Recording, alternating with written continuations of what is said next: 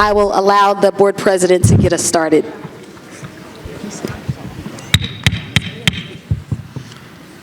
Good evening. Welcome to the Camden City School District Board of Education's February 25th Advisory Board meeting. It is 5:34 p.m. The meeting is now called to order. Please join me in the Pledge of Allegiance.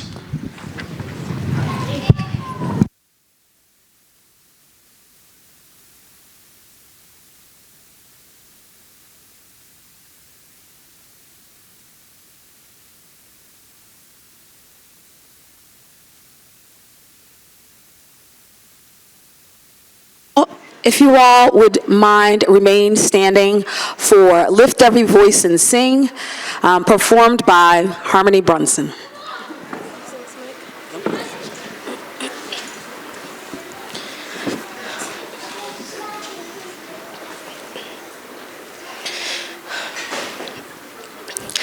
Lift every voice and sing till earth and heaven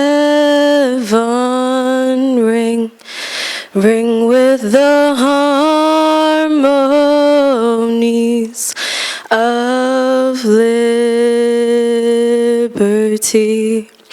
Let our rejoicing rise high as the listening skies. Let it resound loud as the rolling sea. Sing a song full of the faith that the dark past has taught us. Sing a song full of the hope that the present has brought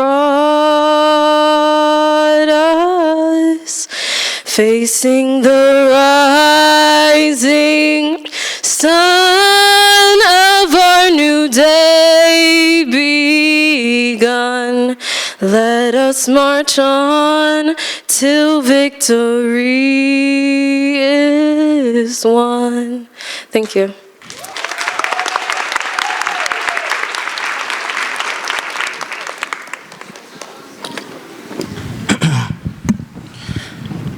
The New Jersey Open Public Meetings Law was enacted to ensure the right of the public to have advance notice and to attend the meetings of public bodies at which any business affecting their interests is discussed or acted upon.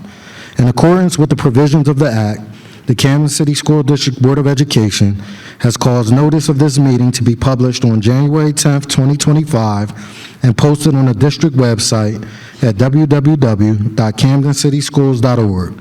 Published in the board's designated online media outlet newspapers, the Courier Post and the Philadelphia Inquirer, filed with the Camden City Clerk and mailed to all persons, if any, who have requested said notice. Please be advised that this meeting is being recorded and may be broadcast on local TV and the district's website at a future date. Roll call, please. Board Secretary Taylor. Board Vice President Alvarez. Board Member Camacho. Board Member Galashaw. Here. Board Member Garcia. Here. Board Member Hudson. Board Member Jackson. Present. Board Member Merricks. Board Member Perez. Present. And Board President Nanamdi Nelson. Present. You have quorum.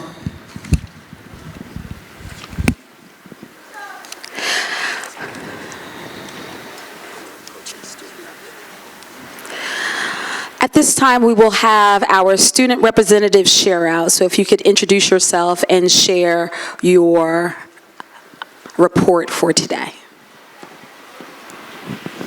Hello, my name is Damian Rosario. I'm a senior at Dr. Charles E. Burr Medical Arts High School. So I don't have any, like the students hasn't presented to me any issues they have been having with the school. I would say they have requested some things in the area of like the lunch. So for Ms. Brown and like the nutrition team, they have asked if they could have the Alfredo brought back. It's kind of have been gone for like a month and a half. So yeah, and also there was one day where the nutrition team decided to do like a little special thing of having like brunch. So they brought like the breakfast that they serve on Saturdays and they gave it to the students during lunch. The students did enjoy that, so they would like to see it, brought back for a second time. And yeah, that's it all. Good evening. My name is Elijah Vargas. I attend at Eastside High School, and I'm a junior. So I have a couple of things to share. When are the trailers are going to be done, and repairs need to be done in the school bathroom, from what I heard from students. Weight room, if y'all could see, if anything, we need a weight room in the school for students and athletes in the community.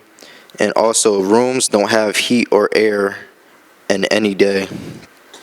Thank you. Hi, my name is Harmony Bronson. I am a senior at Creative Arts High School, and I also don't really have much to talk about. I think the school is fine. All of our programs are going well. Women of the Dream is moving forward. I haven't really noticed, I could be wrong, but I haven't really noticed many issues within the students. Maybe they just haven't come to me about them, but yeah, as far as I'm concerned, I think things are going well. Thank you. Thank you so much to our student board reps, and thank you for serving. You serve and you listen and you take the insight and concerns and the positives of your student body and you bring them to us. So we thank you for doing just that. Before I turn it over to our board president to see if the board has any questions or concerns for the reps, I just want to quickly, from a very high level, address some of the areas. So Damien from Brim, thank you so much for sharing your feedback. We'll make sure, and I believe our Senior Director of Nutrition is present, Ms. Arlethea Brown, so we'll make sure that they know Alfredo needs to be brought back, and also they like brunch. So we want to make sure our young people are eating and that they're eating healthy foods, and so we want to definitely share that information. Elijah, thank you so much for sharing the concerns from Eastside High School. You are a student who loves your school as well, and we thank you for being honest and open with us, and so we will take a look into the questions you've provided. I can share with you that the modular units which is what we're calling those trailers you referred to. They are on site, and the county superintendent was present today conducting a walkthrough of those spaces along with some of our district level staff members. And so once all of the inspections are complete and once everything is in place, they will be open, but they are wonderful, they look great, but we just have to make sure certain inspections are completed before students can enter in. I'll look into the repairs with regard to school bathroom. I'll make sure our team looks into that. You said that there were students who had concerns about some of the bathrooms needing to be repaired. That hadn't been elevated to me yet, but we will definitely take a look at it to see what needs to be taken care of. A weight room, I will have to be very creative with that, so I'm not even going to answer that question now, but it's something we can think about. But it is under consideration. Dr. Walker just shared with me, so a weight room for student use, for the student body use, is under consideration. So it's coming, but I can't give you a definitive date right now. And then rooms with no heat and air every day, we'll have to look into that because, again, that was something that was not elevated. And I know that air conditioning units and heating units were installed into the Kramer location. So we will definitely take a look and work it out. But we thank you so much. And then Harmony, thank you for just being you. Thank you for sharing. Oh, you have something came to mind as I was talking. Jump in. So it was actually when you mentioned the bathrooms. I don't know, of course, how it is in the guys' bathroom, but in the girls' bathroom on the Creative Arts wing by the main office, we don't, like, the soap in the, so they put a dispenser in the bathroom for us to get soap from, but the actual soap on the sink, it's, what's the word? It's like miscolored and it smells bad. And then also, were you guys a part of the people who put up the like the free pads and tampons in the bathroom, we don't have any in there. Like, the box is there, but it has yet to be filled. So that was also the other concern. Thank you so much. We'll look into both of those areas, definitely replenishing the feminine products, because we do have those in district through our nursing department to do so. And then the miscoloration of the soap and the smell, we'll have our custodians take a look at that just to see what's going on there. But thank you so much. All right, I'll turn it over to the board. One more. All Sorry, right. I am so sorry. I usually don't do this. But, so there is one concern amongst just the senior class. I totally forgot is, so our guidance counselor is retiring, I think, this week. And the seniors just want to know what's the transition. Are we going to get a quick new replacement? Is there going to be someone temporarily in her spot so they know who to go to regarding when college decisions come out, or when the mid-year reports are coming out, or even at the end of the year reports? So, yeah. Thank you, Damien. Great question. And I'll answer Damien, then I'll kick it right to you, Elijah. Thank you, Damien, for that question. I'm going to turn it over to our Deputy Superintendent, Dr. Walker, who can kind of fill in. That's under her area, and there is already a plan in place. Good evening, everyone. Thank you for that question. We do have a transition plan underway. We will have a part-time counselor who is actually a retired counselor from the district who has agreed to come back through the end of the school year to support the students. Thank you for that. Thank you, Dr. Walker. Elijah.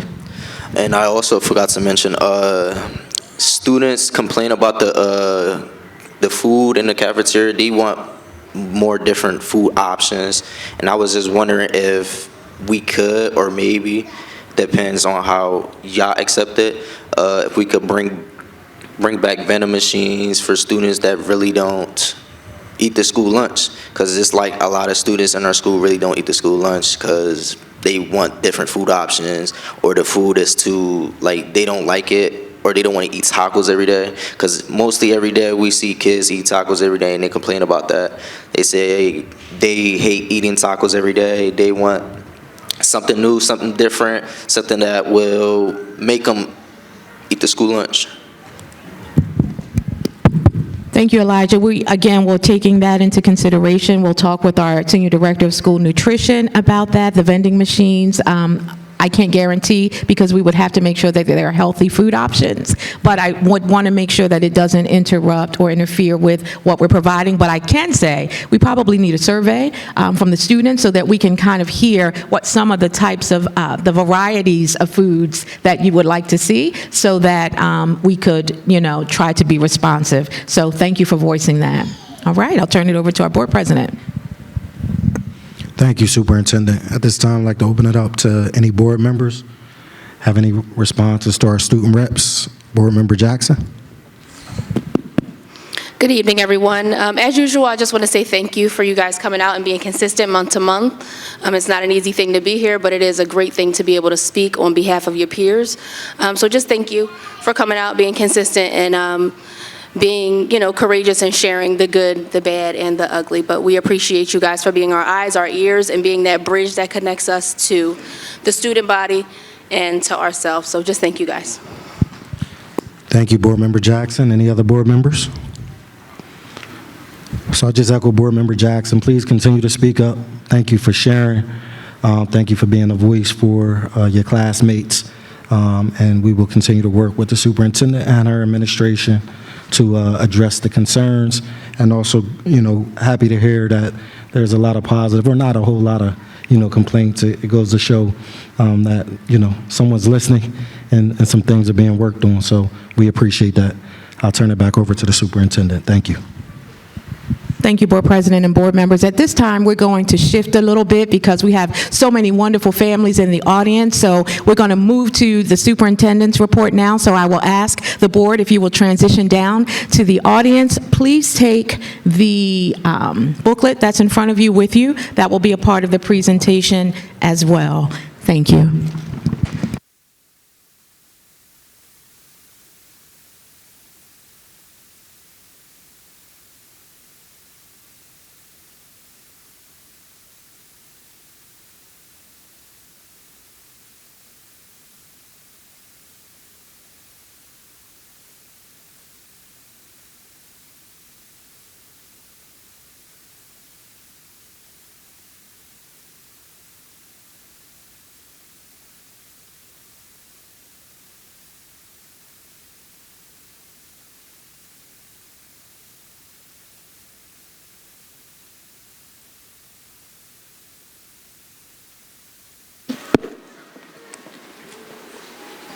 right, good evening, everyone. Again, we are so very grateful that we have so many parents and students and staff members in the audience today, and we are delighted to provide to you the superintendent's report. I am Superintendent Katrina McCombs, the State District Superintendent, and we look forward to honoring a lot of you this evening for the great work that you have done.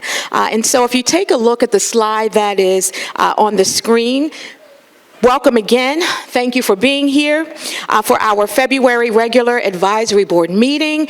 This month, we celebrate Black History Month. And as you can see depicted on this slide are just a few pioneers in history who have paved the way in many key areas. We celebrate the brilliance, the perseverance, and the resilience of countless individuals, some of whom, as I shared before, are on the slide, like W.E.B. Du Bois, Nelson Mandela, Dr. Martin Luther King Jr., Dr. Maya Angelou, Malcolm X, Rosa Parks, and Barack Obama. But we know that is just a small list of so many individuals who have contributed to the rich history of Black History Month in our world and in our nation. And so again, we celebrate that month. And before we move any further, in keeping with the theme of celebrating those who have come before us, we will take a moment to have a brief moment of silence for the three individuals who you see on the screen. They are Mr. Leon Freeman, Ms. Renee Duchess Y, and Mr. Leonard Higgins. Ms. Renee Y was a paraprofessional and served as a clerk in our district. She was employed from 1993 until actually October 1st, 1993 through November 20th, 2015. Mr. Leon Freeman also passed away recently. He was a former school business administrator and board secretary for the Camden City School District and was employed from September 1st, 1972 to December 31st, 2008. And finally, last but not least, we also recently lost Mr. Leonard Higgins, who was an educational program specialist and former CEA president from 1991 to 1997 and former treasurer. He was employed by the Camden City School District from September 1st, 1957 through June 30th, 2005, and he was also my 8th grade pre-algebra teacher when I attended Hatch Middle School. So these individuals contributed so much, so let's just take a brief moment to honor their legacy through a moment of silence.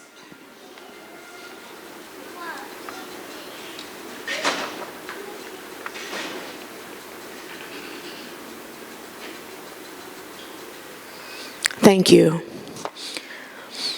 And so with all of our board meetings, tonight we are going to focus on a few key topics to highlight during the February meeting. And you can see them on the outline of topics right on the slide before you. Today's board meeting should leave everyone feeling happy because today is a day of celebration for many accomplishments throughout the month of February. And so we're going to jump right into our rewards and recognitions. So at this time, we're going to prepare for the Perfect Attendance Award. Raise your hand if you are here because you had perfect attendance. How about stand up if you are here and you had perfect attendance?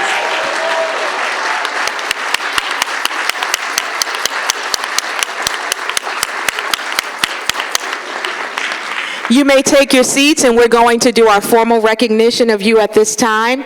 Attend today, achieve tomorrow is our banner. It is so very critical that our young people are in school every day, and thank you, family members, for making sure that that happens. Today, we celebrate a key ingredient of our success, consistent attendance. I am proud to recognize those students who have achieved perfect attendance and those who have shown remarkable improvement. Your commitment to being in school every day not only supports your own learning, but also enriches our entire school community.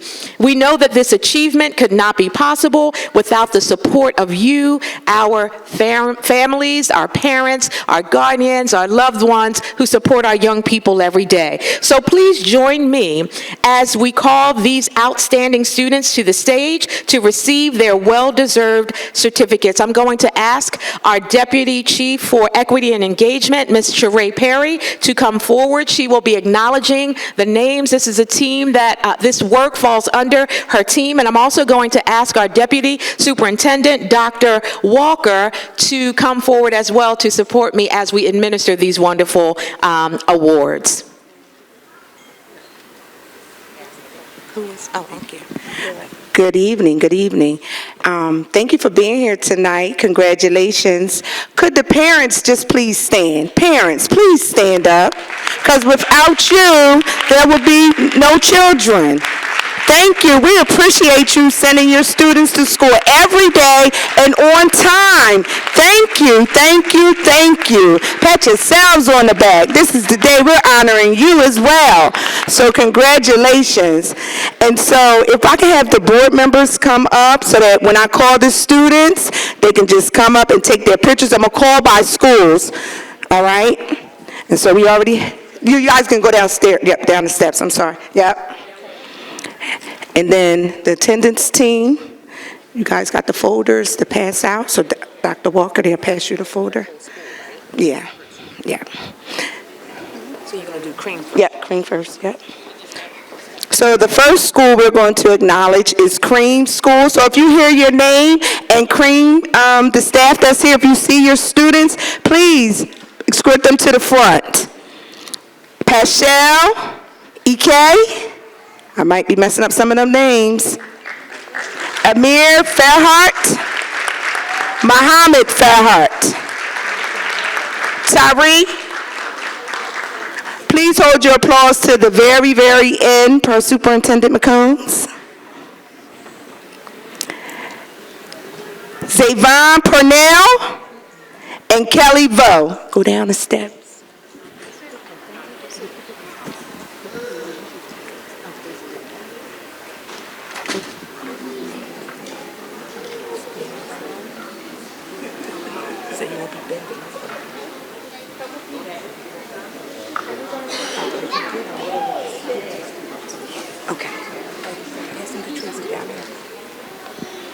And these are lovely students from Cream Family School. Principal Medina Dyer, where are you?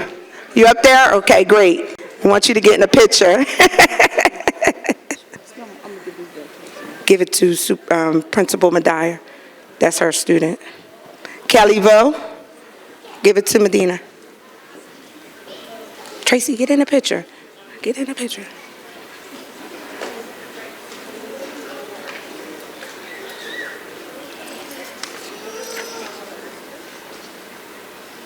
Thank you, Cream School. Good job. Our next school that we want to acknowledge, H.B. Wilson. H.B. Wilson. Wardell Bullard. Woo! Well, hold your applause. Delani Cantras. Taylor Chapman. Jalesa Fernandez, Janelle Azaria, Giamani Liggins, Ariel Little, Damari Morris, Avery Pulliam, Caesar Roberts, Mariah Truitt, H.B. Wilson. I think I saw Dr. Breelove. Come on down with your school.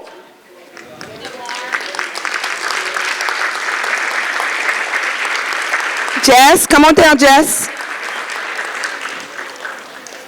Miss Little. Congratulations, H.B. Wilson.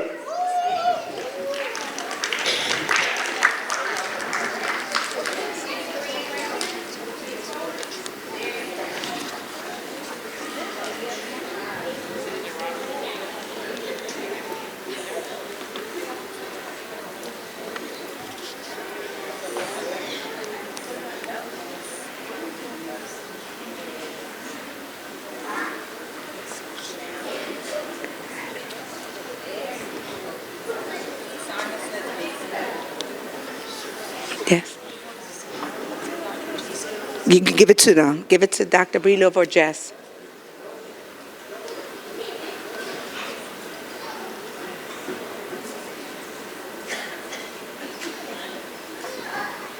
Thank you, H.B. Wilson. Our next school, Davis Family School.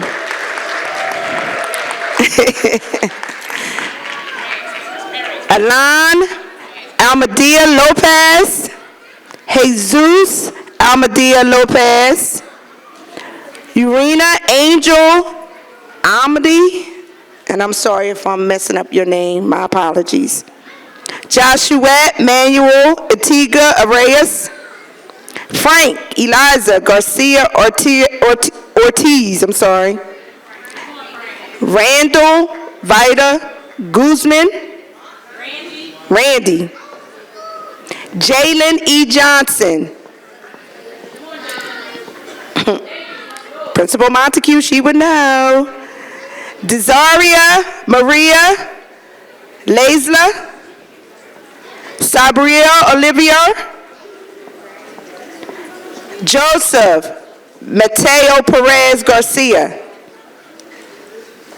Warner Yuriandi Ramirez Garcia, Adriel Salando,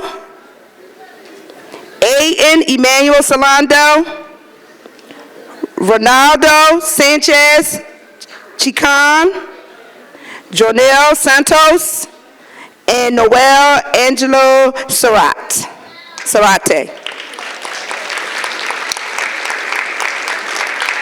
Congratulations, Davis. I know Principal Montague and Davis staff is here. Thank you very much.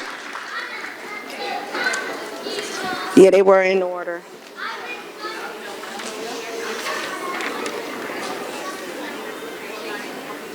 We're going to blame that on you, Namdi.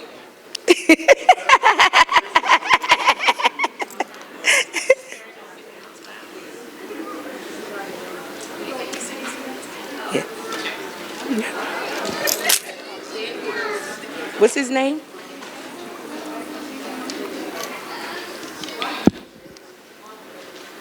It begins with a Y.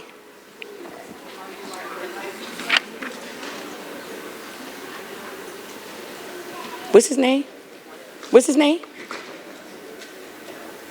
What's his name? What is it? Because it might be how it's spelled.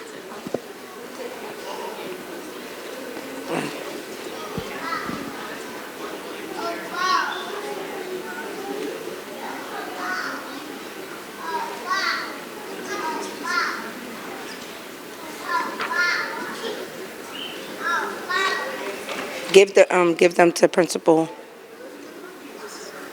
Give them to Principal Montague.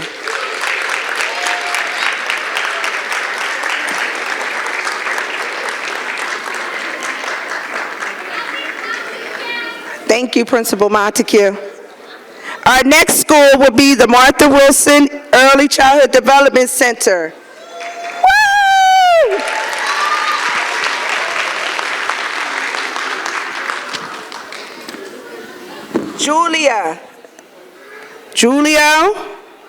Julito, I'm sorry, it's so small. Julito, Ian, I'm not saying the last name.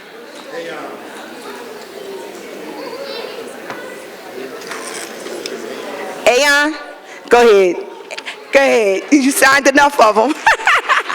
I'm not even going to try the last name.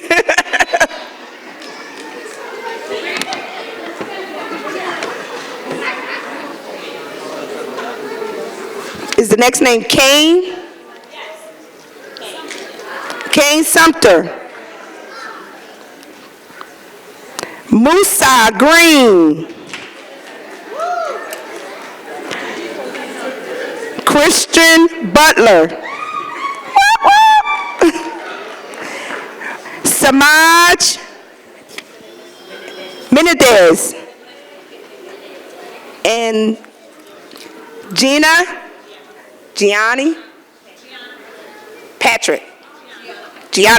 Thank you. It's so tiny, I can't see. I couldn't see. I couldn't see.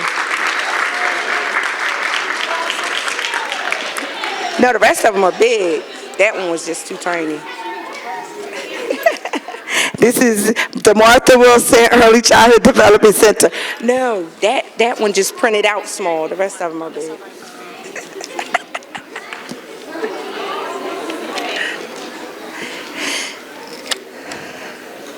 And this is where it all starts, in pre-K. So good job, parents. Great job. Great job.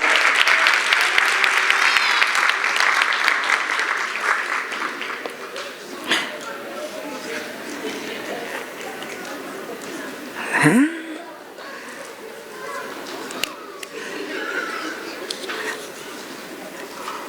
5, 6, 7, 8. Cheese.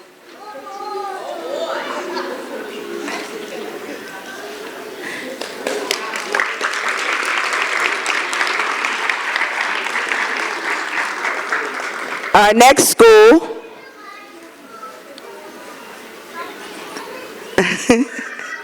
our next school is going to be Dudley Family School. Dudley, get ready.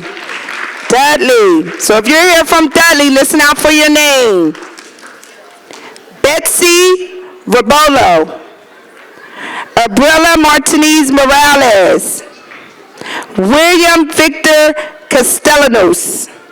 Julio Tut. Vilman Cassell Chubb. Myrma Manquin. Alana Torres. Lamino Martinez. Yes. Lillian Nguyen. Amia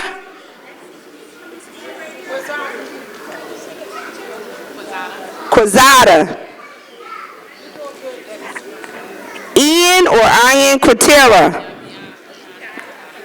Melanie Santana. Jesus Vesquez. Amanda Cockay. Carlos Garcia. Danny Lam or Lamb. Jasmine Kokak. Jowie Lopez. Caitlin Nguyen. Isabella Rosaria Perez. Amelia Campbell. Larry Cardozo. Russell Rosario. Daniel Hernandez Vasquez. Kelly Guzman. Kendrick Polanco. And Angel Vasquez. Dudley Family School. Congratulations. Is Principal Ruiz here or Medallia? The FOC, Medallia? Yes.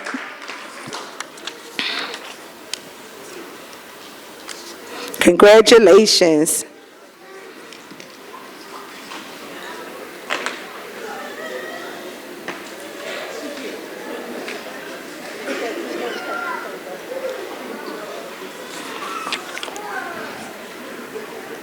Ready?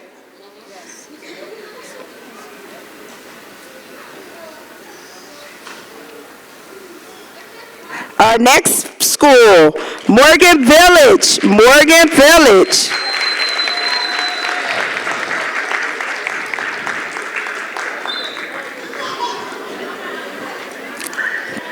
Yes. Miss Principal Robinson. Natalia De La Cruz. Christian Andre. Renaya Chambry. Catalina Enriquez. Jacob Garcia Ortiz. And Ryan Chambry. Congratulations. Morgan Village in the house. Congratulations.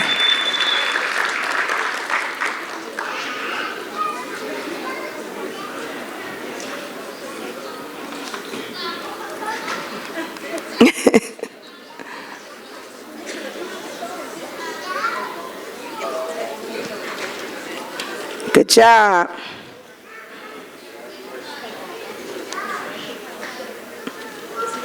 Our soup is excited. Look at this. Attendance. Attend today, achieve tomorrow. Yes. Congratulations.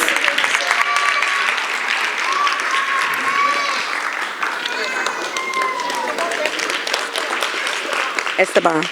Our next school, Yorkshire Family School, Yorkshire.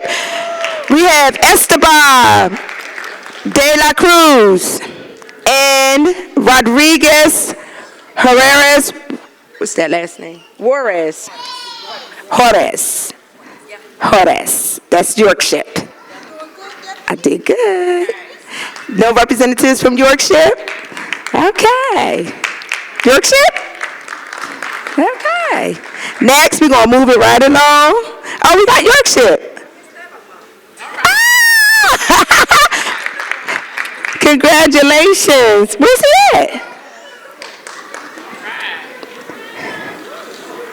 Oh, she left him home.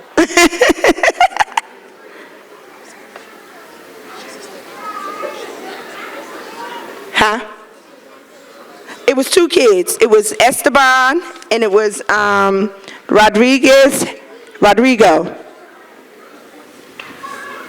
Rodrigo and Esteban. They were our two students from Yorkshire.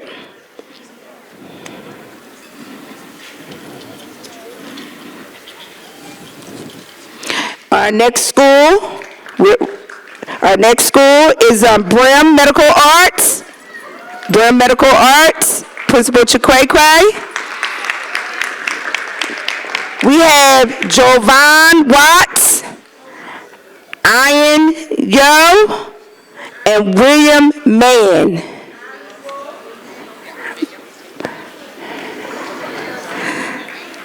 Jovan Watts.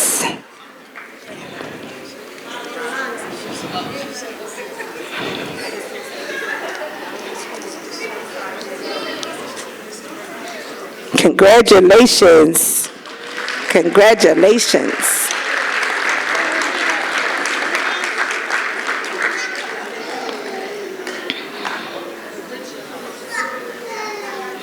Okay. Our next school, Forest Hill. Forest Hill. I saw Principal Staten somewhere. All right. Joangel Castilla Henriquez. Rapunzel Dondo Acevedo. Mina Green. Layla Hernandez. Hunter Rosado. And Kasir Wilson. Come on down. You're the next contestants of perfect attendance.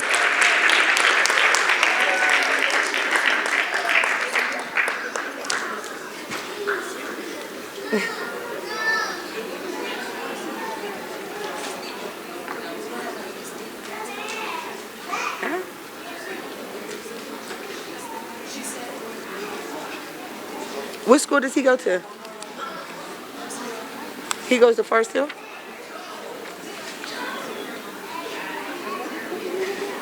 What school does that kid go to right there?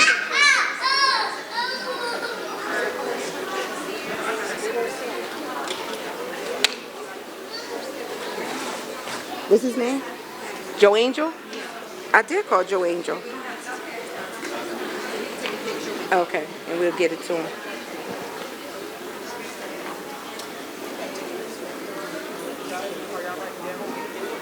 Joe Angel.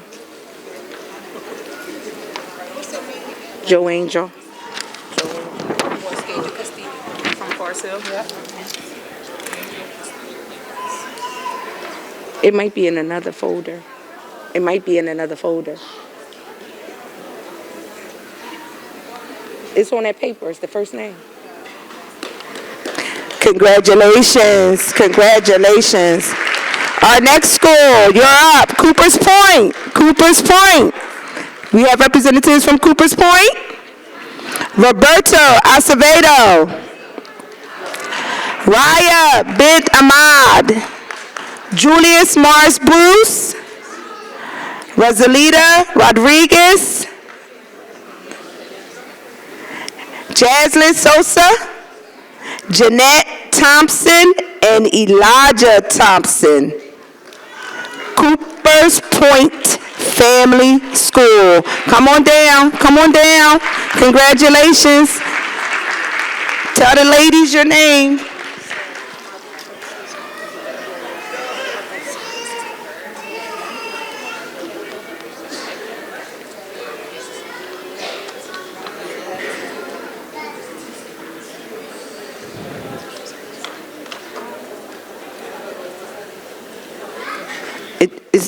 I don't see Miss Principal Casella.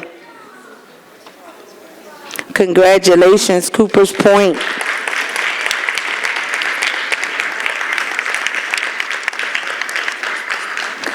Next up, we have Veterans Family School. Do we have vets in the house? Vets? All right.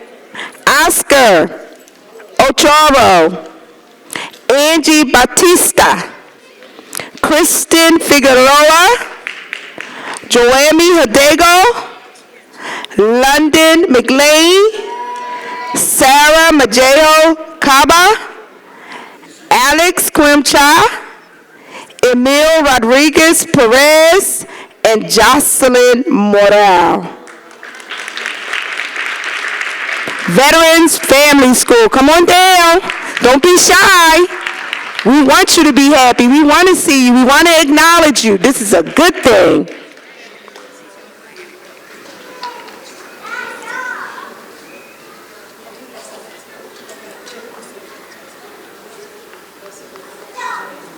Oh, I'll call him back up. Oh, tell him to come back up. I'm going to call him back up. Where's their... Give me their stuff.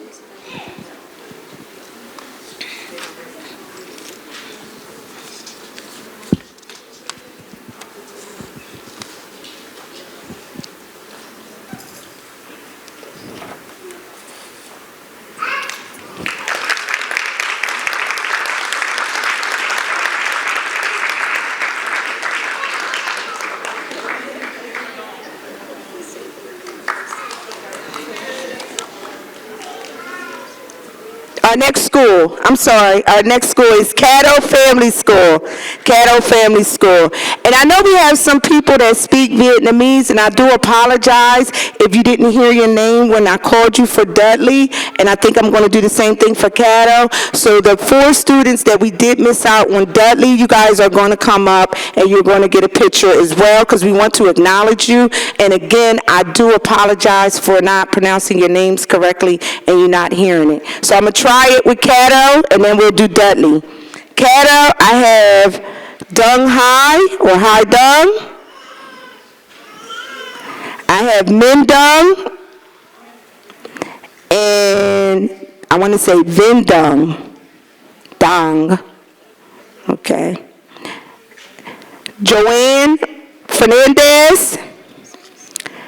Catherine Garcia. Christopher Santiago, Juliana Grace, Sherlyn Delania Garcia, Brian Evan Diaz, Jimenez Perez Castillo, Alan Yahir Torres Alvarez, and Empress Wilkerson. These are the names that I have for Caddo Family School. So if I have representatives from Caddo, please come back up. Please come back up. Empress, I got your name right. Dr. Thompson, where's the 4 students?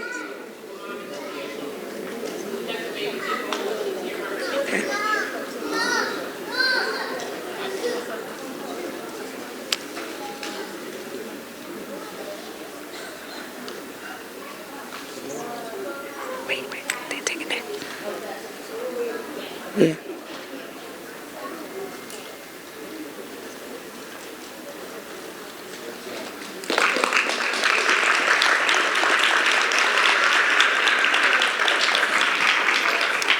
And then we have the parents of the students from Dudley Family School.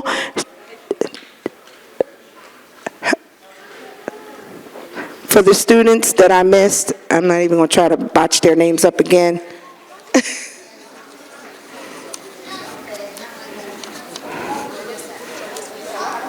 They're all for her students, yes, but she left from home today.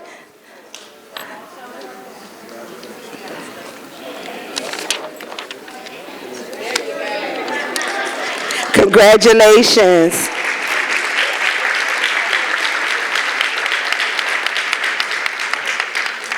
What school we at? Creative Arts?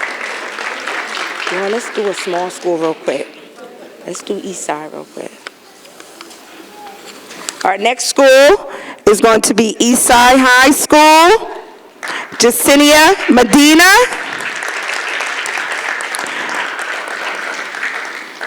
I want to say Caitlin Ramirez Martinez, Andrew Wyatt, and Jessica Medina. And Andrew Wyatt, I only know this because I check attendance all the time. He's been with us since pre-K. He has never missed a day. Ever. Ever. Ever. He has never been late to school, and he has never missed a day of school. And I only know because we check attendance every day.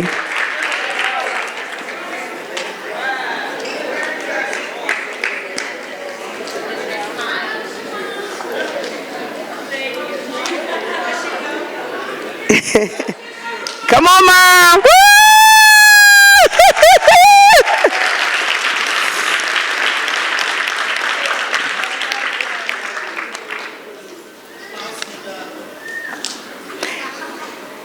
We got big picture. I want to do some easy ones. Right, yeah. Because it's only one, yeah. Congratulations. Big Picture Family School. We have one student here, Eric Bingham. So I don't know if he's here today, but I do know that's the one student, Eric Bingham. Is there any any staff from Big Picture here? Congratulations. Our next school, we're going to do Rise. We have Jazz Marie Delgado and Riley Lightfoot Reed. I don't know if they're here. And then we have Camden High School, Rosa Nadason, Emily Romero, and Shalorence Matthews.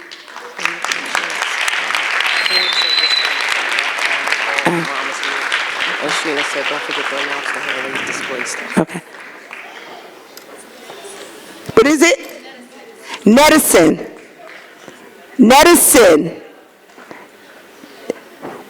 Oh, that's my boy. Hola.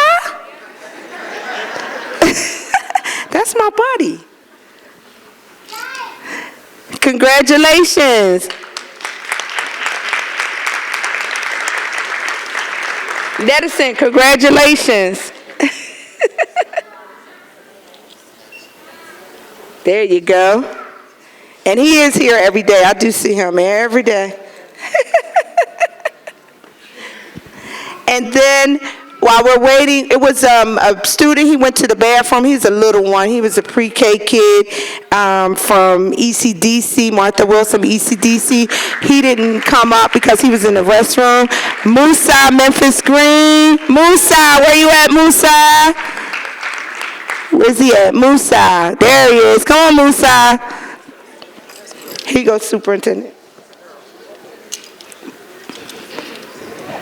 And this is where it starts. Musa.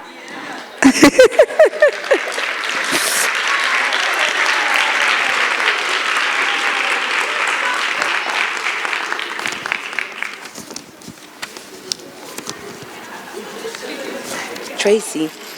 Aunt Tracy. Jess, what was that kid's name that had perfect attendance? Go ask Jess, what's the kid's name? Perfect attendance. Jess, yeah, from H.B. Wilson. That's right, parents. Congratulations. And we have one more school moving right along. Creative Arts Family School. So if you hear your name, Creative Arts, and if you're here, please come on down. Ornell Perez, Raylani Finesse, Jacob Roman, Jacob, Michelle Benson, Corey Wicks. Oh, Lamia, that's my cheerleader. She's upstairs practicing. Lamia Bird. Makai Robinson. Oh, the band members. They over there. Josiah Carpenter. Ariana Harris. Amina Harris. Aaliyah Wright Lumpkin. They're upstairs practicing. All of these students are here in the building right now. They're somewhere practicing in their Araya Kelly, Janiyah English, Nathaniel Ramirez, Yamari Gonzalez, Deborah Wright, Nataline Rodriguez, Nyasia Rodon, and Udesala Ramirez. Congratulations. Congratulations, Creative Arts. He not here? Okay, good. Who? Oh. And parents, if you're staying, we do have presentations in the hallway for the students who created things at, I want to say, Davis Family School. The Amistad from Family Davis School.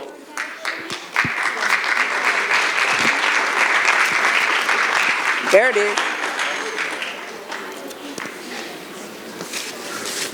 And again, thank you, parents. Congratulations, students. And I do apologize if I messed up your name. Charge it to my head and not my heart. Congratulations, congratulations. We are proud of you. Attend today, achieve tomorrow. And thank you to my wonderful attendance team and Dr. Tracy Thompson for assisting.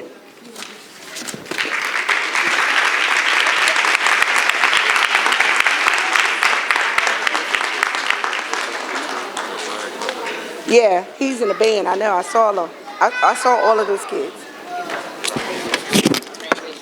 It's good. I'm sorry. And it's okay.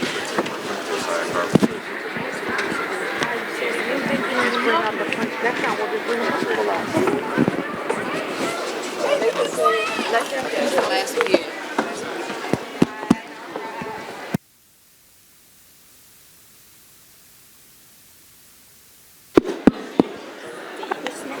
No.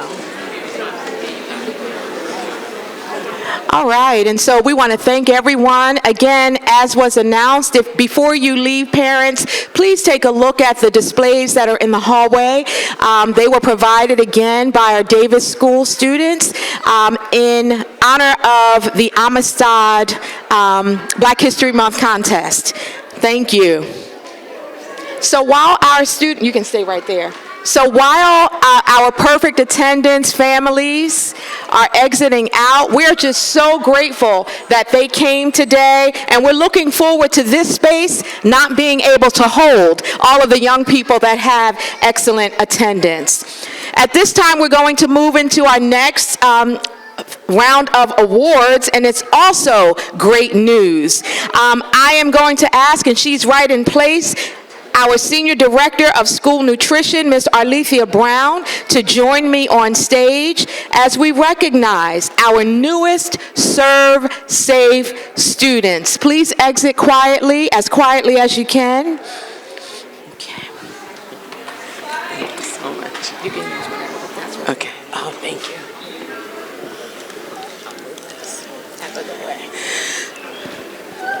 you. Good evening, Camden.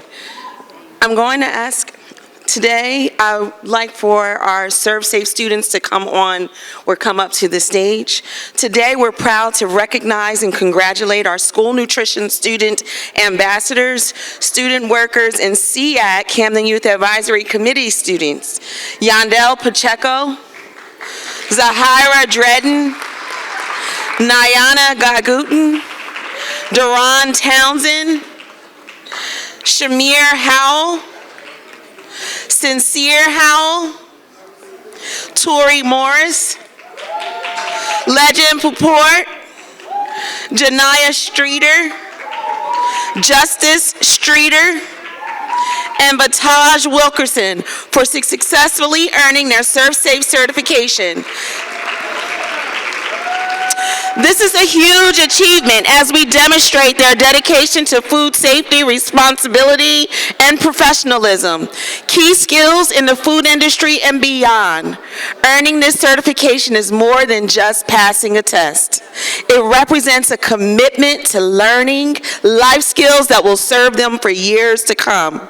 Food skills in the workplace and life, preparing them for future success in any career path they choose. As high school students, balancing education, skill development, and employment is a powerful way to build a strong foundation for the future.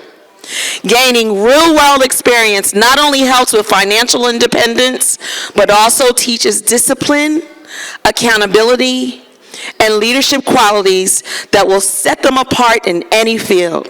Let's celebrate their hard work and dedication, and may their success inspire others to take advantage of opportunities to grow, learn, and thrive. Congratulations.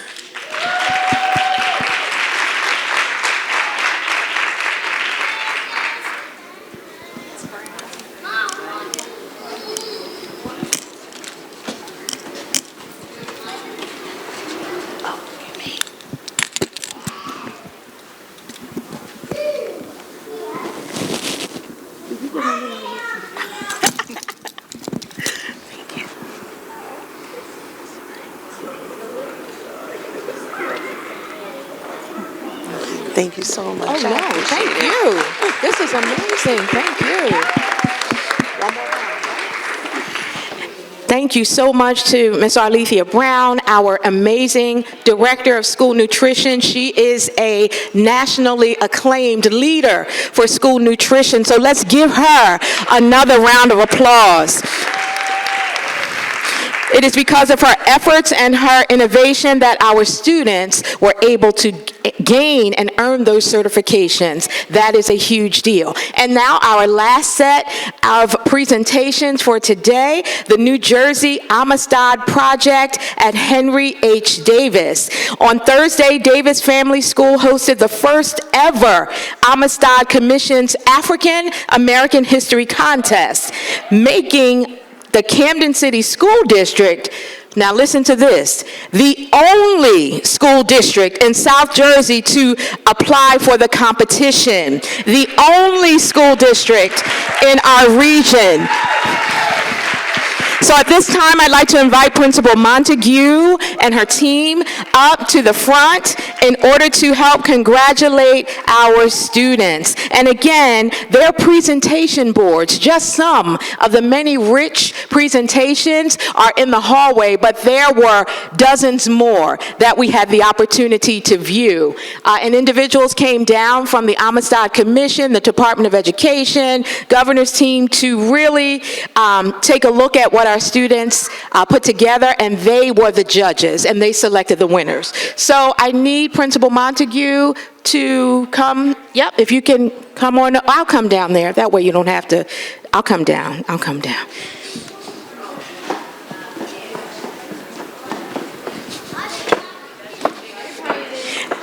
And I'm going to ask Principal Montague if she would not mind announcing the winners from her beautiful team. Let's give her a hand.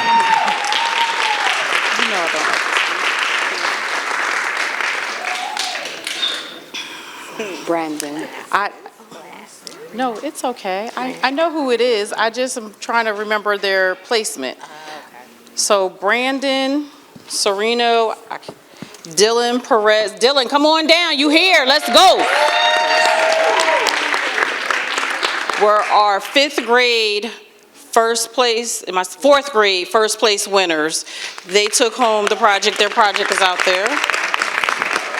Carlos Rodriguez, Layla Taylor, come on down. They were our first runner-ups, fourth grade.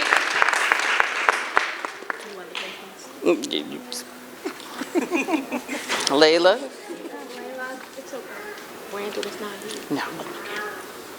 Aurora Ruiz and Victoria Vasquez, come on down.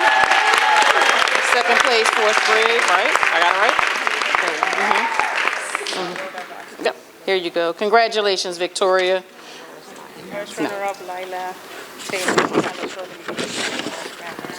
Our fifth grade. Emma Torres, second runner-up. Congratulations, Emma. First runner-up, Ronaldo Sanchez, Wellington Ruiz, Jerriella, I apologize, I have a hard time with Jerriella's last name, but she know I love her. And our winners for fifth grade, David Lopez Navarro, Stephen Fon, and Andrew Santana.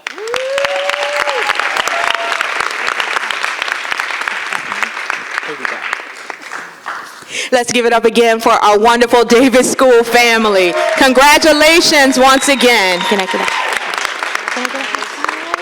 Congratulations, great job. You all did a wonderful job. Excellent. All right, thank you.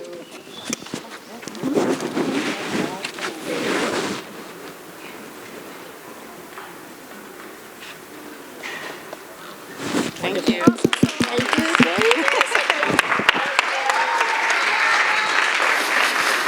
Thank you so much. Board members, it's okay. They're not sure if they can take their seats. You can take your seats now. But I think that was well worth every moment in order to encourage our young people and their families in those wonderful ways. So we are going to transition just to a few slides, and then we're going to move very quickly. So in keeping with Davis Family School, again, that's right, they have school pride, and that makes so much of a difference. Davis Family School last month was honored with the Camden County Middle School of Excellence Award. That's it, the Camden County Middle School of Excellence Award. I wanted to ensure that we recognize Davis publicly today, surrounded by your peers, students, and families. This recognition reflects the hard work of our dedicated teachers, the commitment of our students, and the support of our families. Once again, congratulations to Davis. Congratulations. And at this time, I would like to invite Michelle Pila to help us recognize our second marking period, community service students. And while Michelle is coming, we are so grateful for the partnership that we have with Wholesome Riches. They are continuously improving efforts and coming up with creative ways to ensure that our young people know how valuable they are and that they are serving their communities as well as receiving. So thank you. Let's give Ms. Pila a round of applause as she acknowledges our second marking period participants. Thank you, Superintendent. Congratulations to all the wonderful things that are happening here. We're so excited to be just a small part of that, and we want to recognize any students and any staff that have been part of the second marking period community service at the following schools: Dudley Family School, Caddo School, Veterans Memorial School, Coopers Point School, H.B. Wilson, the Rise Academy, Creative Arts High School, and Brim Medical.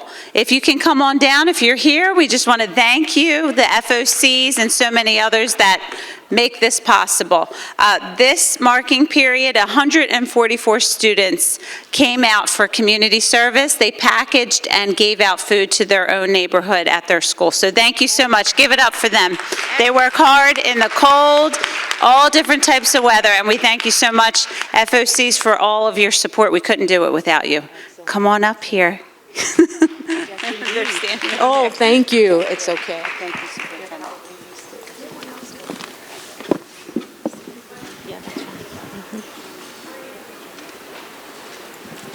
Michael. She's going to read that?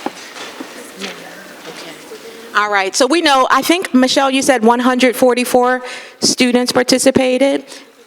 Of course, board members, if you don't mind coming up again, of course. 144 students participated, and they're not here tonight. But the two individuals who are here are representative of all of those young people who have been a part of this wonderful project. So again, thank you so much, and we're going to get a picture.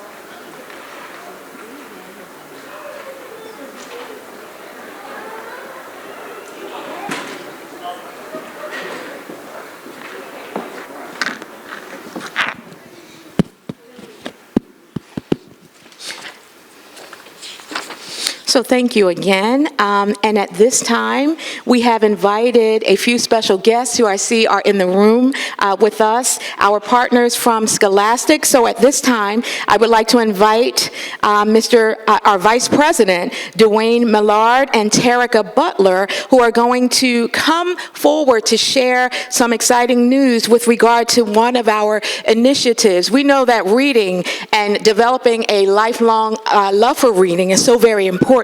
And so we wanted to highlight this partnership and some of the work that has been done for our board members. So you can feel free to come up. Terica and Dwayne, feel free to come up. Okay. Take your time. Oh, so just have thank you. Oh, first. If you want to use them, but you don't need Good evening, everyone. Good evening, everyone. That was a beautiful celebration. I just had to call that out. You guys did an amazing job. It was so beautiful, so beautiful. I'm just happy I was able to actually see it.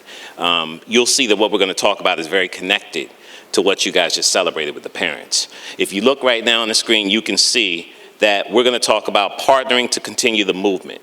We want to celebrate the superintendent and staff for allowing us to be a part of this partnership because we deeply care to make sure that our students, our children, have an opportunity to become themselves. But I don't have much time to talk, so I'm going to try to be very quickly. So if you go to the next slide and you look at the district goals, you can see that our focus is on how can we partner to cultivate staff, how can we work together to build home libraries. When you think about impact, one of the biggest impacts when you think about indicators in how successful children can be, you can look at how important libraries are at home, and it is equal to how powerful they are in relation to education background, to see the success rate of what our children can be. Think about that and think about engaging families and think about how we can use this to strengthen independent learning and that curiosity that we want our children to have. So if we go to the next slide, I just want to give you a quick overview of how do we partner with Camden Schools as Camden Schools takes this and makes it a part of their strategic plan. I'm going to go to 4 areas. One area is we have a mentorship program that is about experiencing, developing relationships through the power of story by bringing the community and the business organizations in the school to actually partner with the teachers and be partners with the students and develop relationships. We provide books going home on a quarterly basis so we can actually have a cadence of habit development of starting these powerful conversations at home. because reading those books is really a part of storytelling. And when you read to your child or curious in relation to that education that's happening in the classroom, which supports the teachers. When you think about leveraging books to make sure that we can have the right communication so our teachers have resources to have back and forth conversations with the parents. So it's not just about end of the year or grades, it's about let's talk about these books that are coming into school, the themes that could be connected to self-awareness, understanding the world, understanding STEM and all the opportunities that they'll have when they grow up. And so we want to make sure that we're partnering in these ways with school districts, and Camden's been, without a doubt, stellar in this partnership with us. And so I actually want to skip, because I want to give Terica some time, Dr. Butler, to share a case study that we've done in partnership with Camden.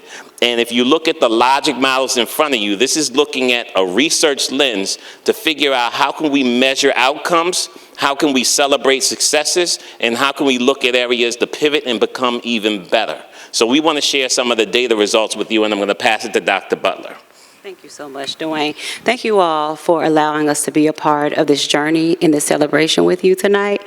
So I want to start with just grounding us on why we started this case study in Camden, and then I'll share some highlights from the study. And you also have it in front of you. So the case study, the goal was to look at engagement and how to re-engage families as well as your community members. And we took a multi-pronged approach. And so Dwayne described that approach, so thinking across all layers in the school community and then gathering that data through surveys. So giving surveys to your families at the beginning of the year and at the end of the year, as well as your educators and your mentors who were a part of the REAL program. And then interviewing family operations coordinators, teachers, and hearing from them what they experienced or what they observed from the mentors coming into the classroom and children being engaged around reading. And we have some recommendations, and Dwayne will share some recommendations with you. So if we go to the next slide, we can hear, or we can see, rather, the caregiver perceptions. And so as you can see, at the beginning of the year, we wanted to know from families, how often did you participate in reading events? And you can see initially it was 35%, and by the end of the year, it almost doubled. And so that speaks to the intentionality in Camden, that speaks to the communication that FOCs, teachers, leaders, district leaders, everyone came together around this culture of literacy. And if you go to the next slide, you can also see that the family saw an increase of enjoyment in the home as it relates to literacy. And so starting at the beginning of the year, 53% of families said that their children read for pleasure, and you saw a 20% increase by the end of the year. Next slide takes us to the communication process. So reaching out to families, calling families, meeting with families face-to-face, all around reading and literacy. You saw that also increase by the end of the year. So kudos to the Camden team for being strategic, for being intentional around literacy in the Camden community. And I want to share this last quote from a middle school teacher. And this just speaks to how middle schoolers, they really enjoyed having mentors coming into the classroom and building those relationships. And one thing in Camden that you all do really well, you match your mentors in the classrooms and they come back consistently. And so it's not a one-time shot. These mentors come in, the community members are coming in on a regular basis and having those rich experiences with students. So now I want to look at educator perspective. So let's go to the next slide. And we ask educators, so when the mentors come into the classroom, and when we think about attention and focus, what do you see with your students? And 78% of them said that because of the REAL program, because of mentors coming in, building relationships, connecting with students, we saw 78% of children having an increased focus and attention around reading.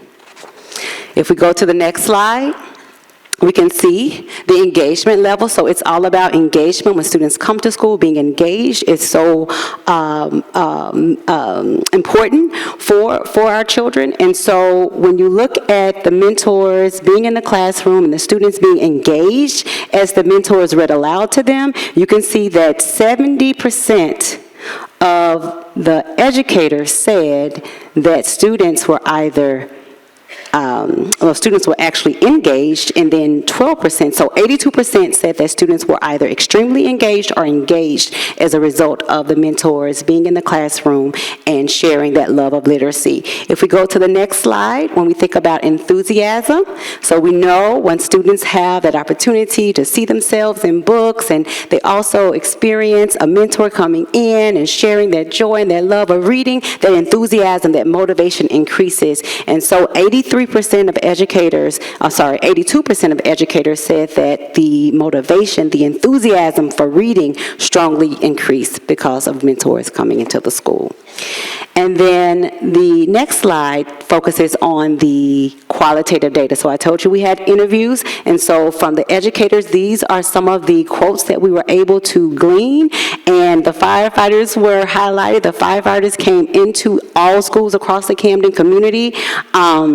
Also, they spoke to the connection, so that connection that they are making, because again, they're coming back time and time again. And we also saw that even mentors who came into the school for the read aloud, they would come back for other opportunities to connect with students. So that connection was being, the mentors solidified that connection throughout the school year. And then students got to see themselves in books. That's about representation. That's powerful.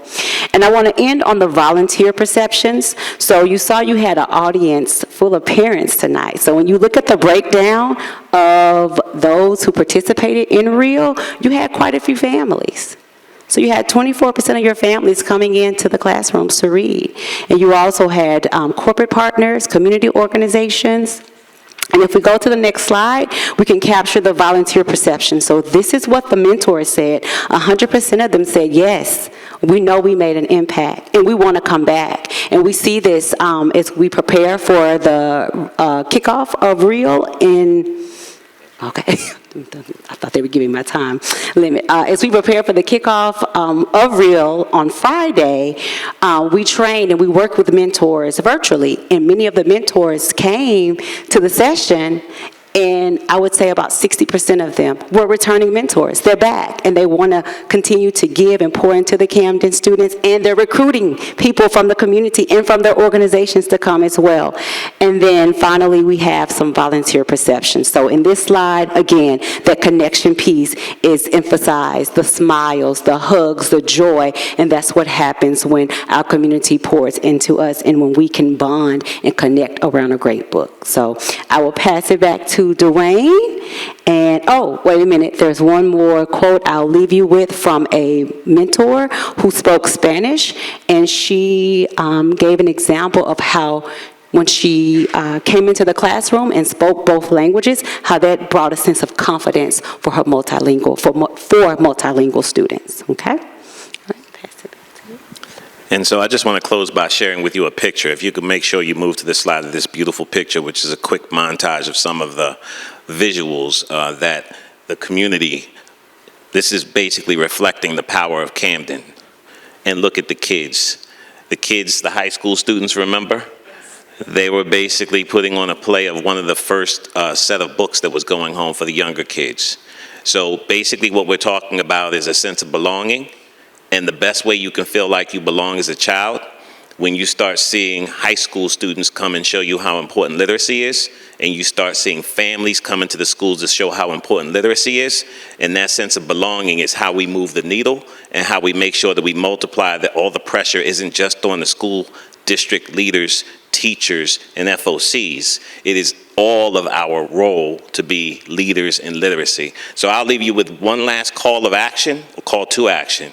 If you know anyone in the community that you think would be interested in being one of these mentors with literacy, what we see is a lot of our men are coming out to be a part of this experience. And the power of young boys seeing men come into the classroom and read and show how important this is to them changes trajectories.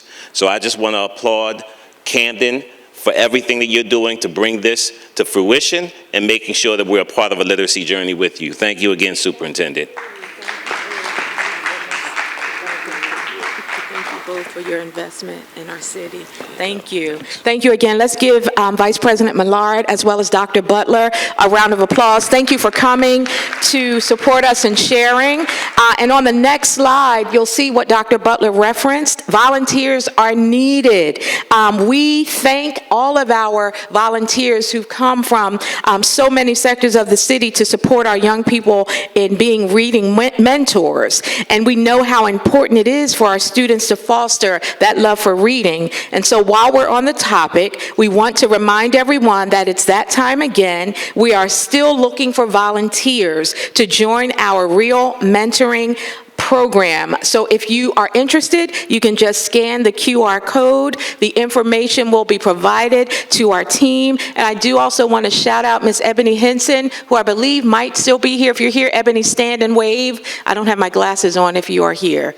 She's in the back. Okay, so she is here. She's been let's give her a round of applause. She's also been an integral part of bringing all of these pieces together. And so we're looking forward. Why do we do this? Why is it so important? Why did we want Scholastic to come and present to the board directly? Because we know that unless our young people have a love for reading, that we can talk about test scores all day long. But if they are not excited and joyful about reading, then it won't matter. So we want to make sure that our young people have mentors, role models who are in love with literacy so that they can instill that same love in them. All right, we just have a couple of slides. We're going to move to the next slide. And this slide just is going to give everyone an update of where we are with regard to the budget preparation for school year 25-26. Just the outline of what is happening. So we are a district that is striving to be financially responsible and fiscally sustainable. So again, we are working on our budget submission under the leadership of our school business administrator, Ms. Akeisha Taylor. In less than 2 weeks, we will submit the budget for the upcoming year. Our budget is to be submitted by March 7th, which is the statutory deadline. And so we know that the governor today presented his address, and the numbers actually for each district will be released. The state aid numbers will be released Thursday. And so when we have that information, then we'll be able to see our budget and we'll be able to move forward and communicate to you and everyone else what that will be at our budget hearing. So we want to let you know we will share more details when appropriate. As always, when submitting a balanced budget, our decisions are always anchored in putting students first and solidifying the district's return to sustainable local control. Now we'll go to the next few slides, just a few highlights. The Rise Academy February graduates, against all odds, they persevered. Through challenges, our students rose. And on February 6th, Rise Academy celebrated the incredible resilience and determination during their February 2025 graduation. Their journey is proof that hard work, dedication, and belief in oneself leads to success. And so we are so very proud of our Rise Academy graduates. On the next slide, Brim excels at engineering at the Engineering Week competition. So Brim Medical Arts High School took second place at Camden County College's Engineering Design competition. Let's give Brim a round of applause. I don't think their principal is still here. Oh, yes, she is. Principal Chikweke is still here. Congratulations to you and your dedicated staff members for supporting our young people to take second place in this Camden County College Engineering Design competition. Brim's A-team, led by sophomores Camille Thomas and Ariana Matthews, secured second place at Camden County College's 25th Engineering Design competition. They were guided by Dr. Williams and Mr. Shavaria. The team designed a device to keep a marble aloft as long as possible. Freshman Tanya Campos and Jessalex Blandon also played a key role in their success. Congratulations to our talented students. amazing. And so for our upcoming events, save the date. This date is important to remember. Our Black History Month celebration will be held at H.B. Wilson School on this Thursday, February 27th, from 11 a.m. until 1 p.m. We are looking forward to another amazing event as we celebrate the diversity of our learners and our community and our world. Next slide, save the date. Last, the district will observe the Eid holiday on Monday, March 31st. This will be a staff-only professional development day, and there is no school for students. At this time, we'll transition back to the stage. Thank you for your patience and flexibility, and our board president or his designee will acknowledge our retirees.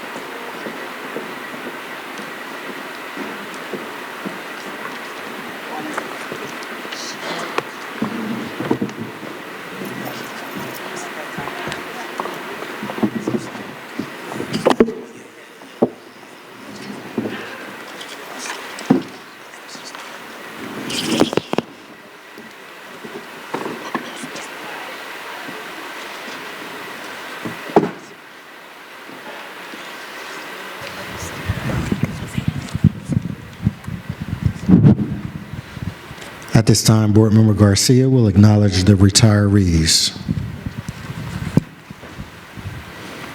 Thank you, Board President. At this time, we will say congratulations on your retirement. Nelda Montañez, paraprofessional A, pre-K, 17 years. Virgin Ortiz, custodian C, 21 years. Kathleen Reynolds, teacher, SPED, ICR, 33 years and 6 months. Happy retirement. Congratulations to all.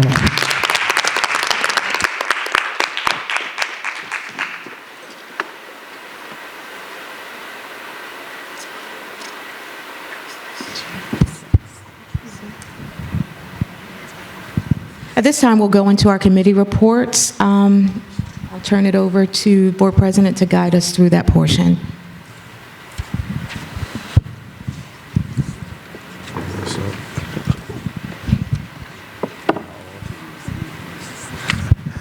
Thank you, Superintendent. We'll start off with our first committee, Policy and Governance. No report? Okay, at this time, we don't have a report for this month for Policy and Governance. Next, we'll go to Finance and Operations. We'll give Board Member Perez a second.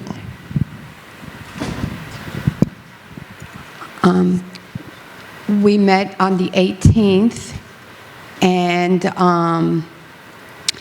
our goal for this meeting was to go over all the vacant properties that we had, and Ms. Taylor provided us with a slide of all the properties, and a lot of those properties, some of them are in really bad shape. A few of them were buildings that had fires, and then some of them are lots. We kind of focus on one particular building that had a homelessness problem, and we decided that we were gonna try to seek and find some kind of help for the person that was living there. The concerns were that we have to pay taxes, that the cost of upkeep, the demolition, we had to prioritize the buildings that have fires. Those have to be prioritized for demolition. And we also have a problem with the ones that are empty, that are just lots, because they welcome dumping and loitering. So those are all a lot of things that we have to address. There's a lot of properties that we decided we were going to revisit. We were going to offer maybe some of the buildings that are empty to be used by the community. Others, we came up with some really great ideas for like maybe a garden or co-ops.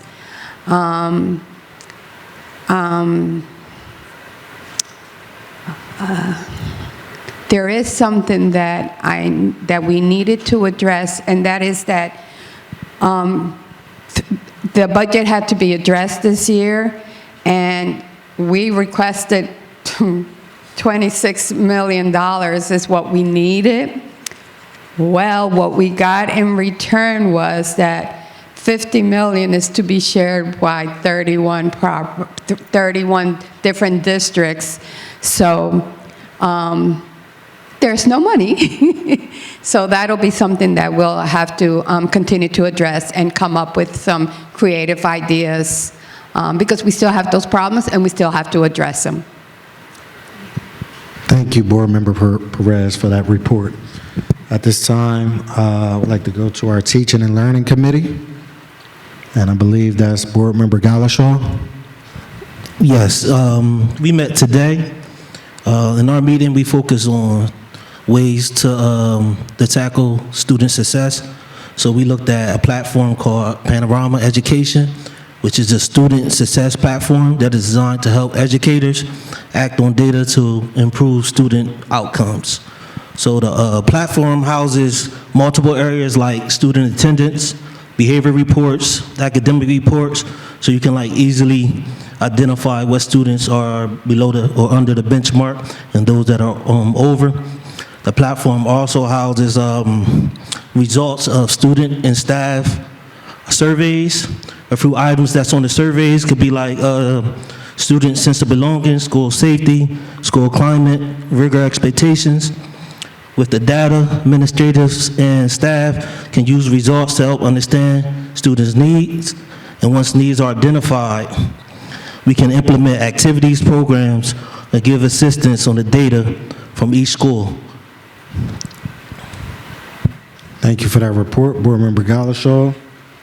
Do we have a report for our Communications Committee? Board Member Garcia. Thank you, Board President. The Communications Committee met, which consists of Dr. Walker, VP Jeanette Alvarez, Board Member Cameron Hudson, and Sheena Yarrow, Communications. We met on Friday, the 21st, to discuss the implementation of a monthly staff recognition program. Starting in March, CCSD employees will be able to nominate their peers to be recognized at our monthly board meetings. Our first staff shout-out will be at the March board meeting. Thank you. Thank you, Board Member Garcia, and thank you to all that have participated in our committees to make sure that we're ensuring information and updates for our community and just being involved. I'll turn it back over to our superintendent at this time. Thank you, Board President. I'll turn it over to our interim general counsel to lead us through the public comments portion. All right, thank you. Good evening. The Camden City School District welcomes the attendance and comments from all members of the public at its meetings. This public comment period is your time to present your comments to the board and the state district superintendent. Each person who signed up will have 3 minutes to speak. You will be notified when your 3 minutes are up and you cannot yield your time to another person. When it is your turn to speak, please state your name and address for the record, and please address your comments to either myself or the State District Superintendent. Please be courteous to your fellow community members and keep your comments within the time allotted so that everyone has the opportunity to speak. At the end of the 3 minutes, the microphone will be silenced and your comments will have concluded. Please conduct yourself in a respectful manner. The First Amendment is not absolute, and the board can prohibit language that is inappropriate in accordance with Board Policy 1121. We may interrupt, warn, or terminate your statement, question, or inquiry when it is too lengthy. If a member of the public speaks about a staff member, interruption may be necessary to caution the speaker of the danger of slander. For anyone whose comments or actions harass, intimidate, or threaten the safety of any person, we will provide you with a warning and immediately end your comment time. We may request any person to leave the meeting when that person does not observe reasonable decorum. We may also request the assistance of law enforcement officers in the removal of a disorderly person when that person prevents or disrupts a meeting with an act that obstructs or interferes with a meeting. We may call for a recess or an adjournment to another time when the lack of public decorum interferes with the orderly conduct of the meeting. And finally, we may waive any of the rules when necessary for the protection of privacy or to maintain an orderly operation of the board meeting. After the public comment period is closed, the State District Superintendent or her designee will address your questions to the extent provided by the law. So tonight we have 6 speakers, and first up is Mr. Jose Delgado, and after him will be Gabby Gonzalez.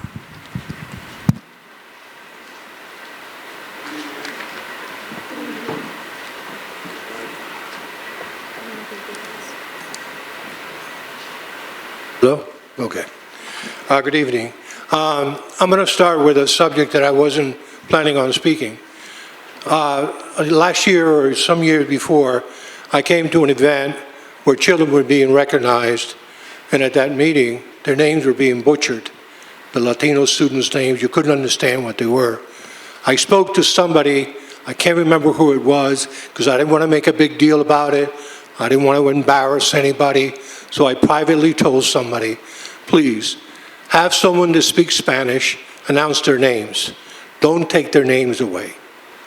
That's what you were doing. I'm not saying this is people were doing it on purpose.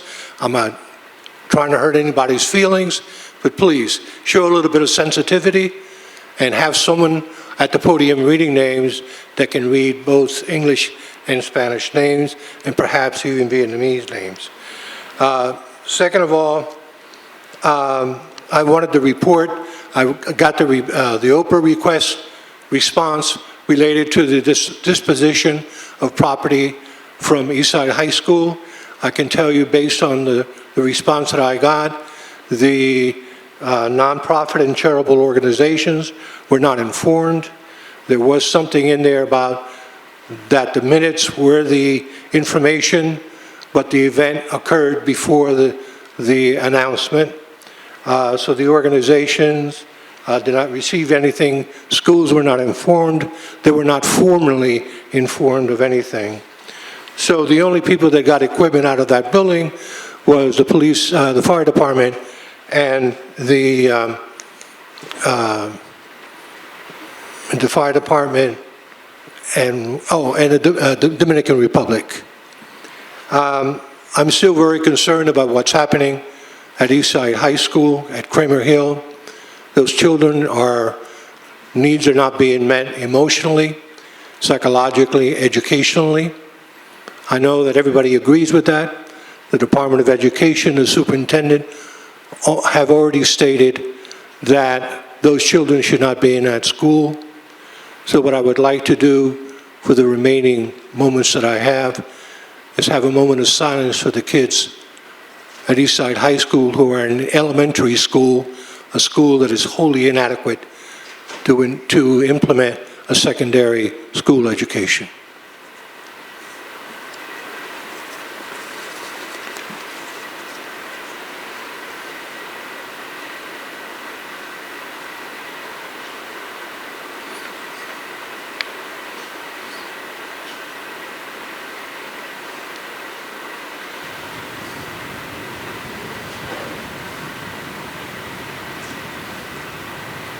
Thank you. Thank you. Is Gabby Gonzalez here? And then after her will be Miss Karen Luke.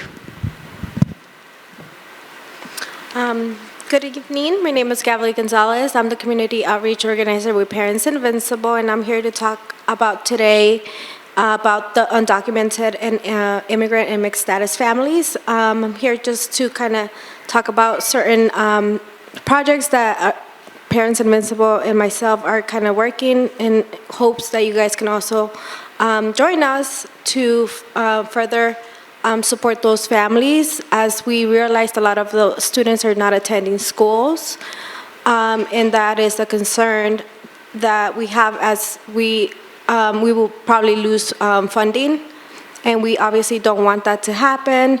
And with that being said, I came up with a survey that I would like to share with you guys to see if parents are interested in virtual learning, if that's an option, so that we can continue to also support them, but also, keep their safety wherever they feel safe, whether if it's at home and things like that, as we realize that, we are currently facing a really challenging time.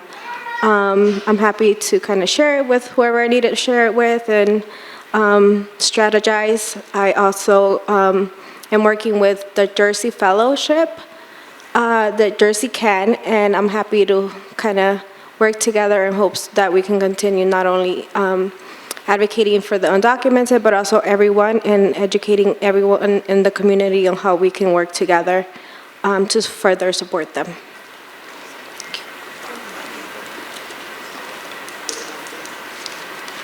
All right, thank you. Ms. Luke? Ask her if she can connect with Sheena Yera with the survey. Good evening. Karen Borelli-Luke, Camden Education Association. So, number one, we were told at Eastside we were going to be at the Kroc Center through the end of April.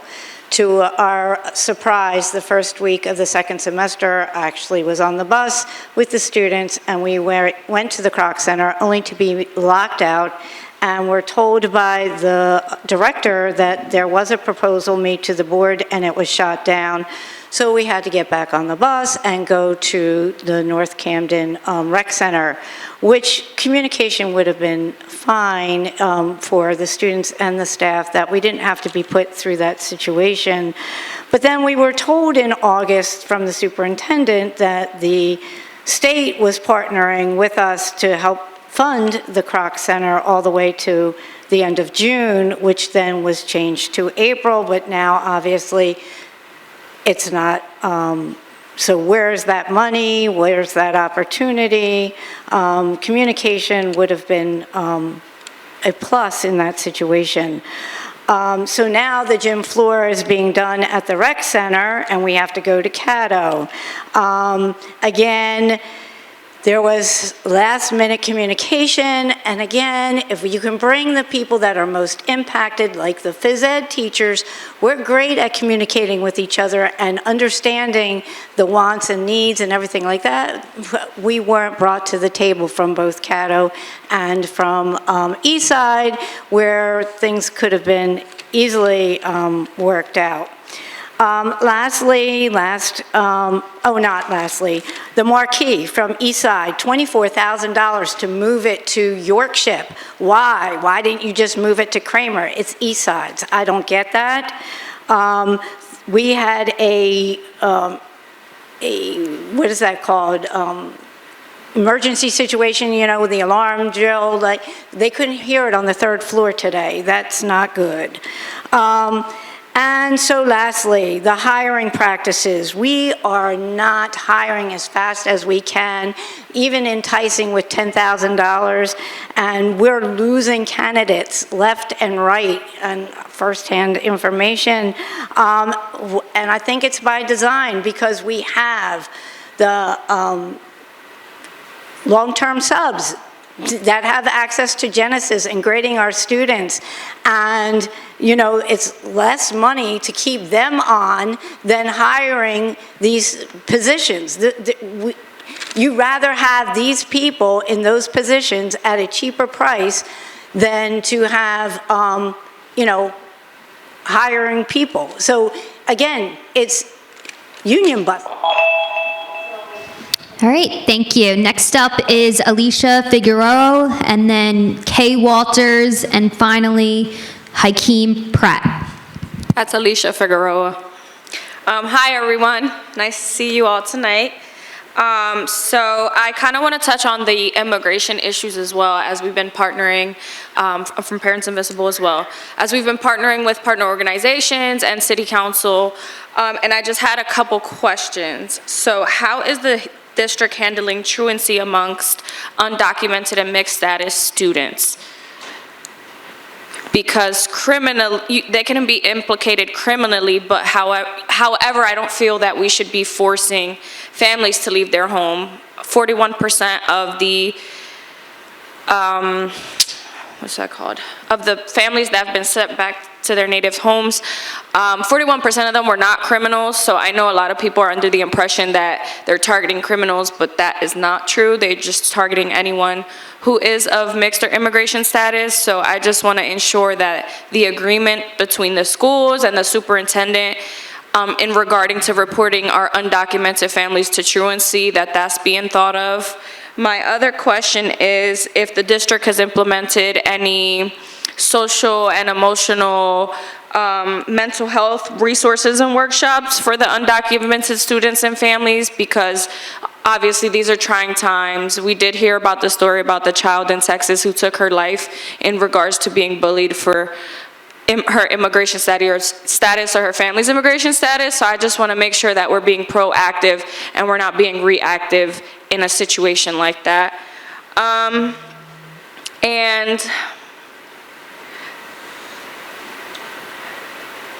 And just to piggyback off what Gabby Lee was saying about virtual learning options, I know that there's some obstacles there, but I believe that if we did do it for the whole school system for COVID, we could do it for a smaller population of people to, make them feel safer in their own community, and also not lower attendance for our district schools, because we don't want to lose the funds, and we want to make sure that the top issue is making sure that kids are getting their education and parents are not criminally implicated for fear of going outside of their homes. So that's all. Thank you. Thank you. Is Kay Walters here?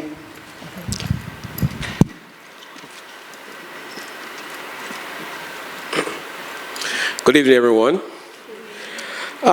With the new administration in Washington planning to gut the Department of Education, what plans does the district have to navigate through the efforts to charterize public education in Camden, because they've already partially done that currently?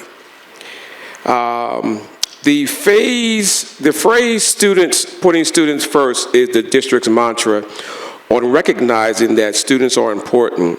And I'm saying that to say that I wanted to, kind of discuss the EMT option for students, because we have that option. However, exposure is necessary for students to really be successful in it. And when the student isn't successful, then you want them to take a test when they really haven't been exposed enough. So would the future addenda add an EMT curriculum to the East Side student body? One of our students is interested and is taking chemistry honors, statistics, and probability. So this student is very capable, but the exposure on a regular basis is not there for them. So that the district need to add the EMT curriculum to the selection. I'm not sure what that would mean. This is sort of a consequential effort, I believe, on your part to live out the slogan, if it's more than a slogan, of putting students first. I would hope that that would be more than just a slogan. Lastly, I spoke about the doors for our counseling, ability for us to be able to counsel privately. They are, I don't know if they're delayed. I know that I was, said that they were a special kind of a door that would sort of diminish the ability for vocal or auditory hearing, so that those doors may specially have to be fitted in a different way. So that may be part of the delay, but I would hope that that delay is past that part and the doors are on their way, because I had a situation last week where I needed to speak with a student. However, the other one room that we do use, we're managing, but we don't want managing to be normalized. And I wasn't really able to speak to that student in the other space available, so I had to basically talk to the student in the hallway. As students were passing, ask the student to kind of settle down, wait till they pass, and then continue a conversation. So it's, like I said, we don't want to normalize that situation with the doors not being available. I could have gone into the other room that was available if the doors were there and would have been able to provide the counseling support that that student needed on that day. Fortunately, I was able to navigate through the issue and we were able to move on. So I hope that the doors could be, sent. All right, thank you. Hakeem Pratt.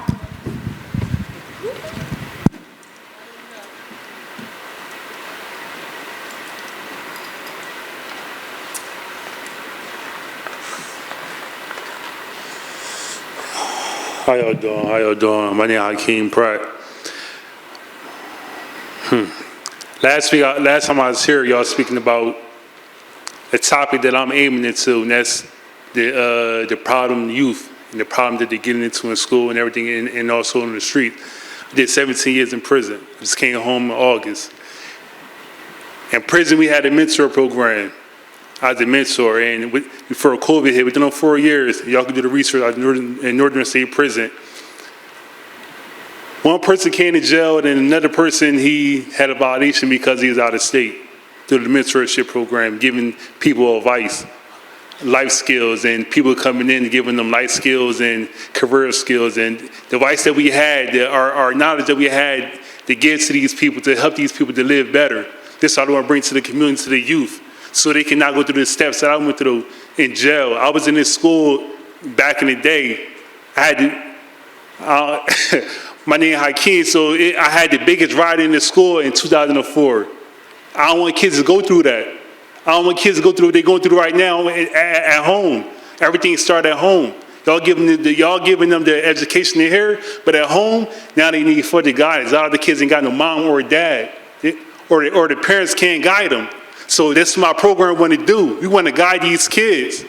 We want to get these kids education, mentally, life skills, social skills, career skills.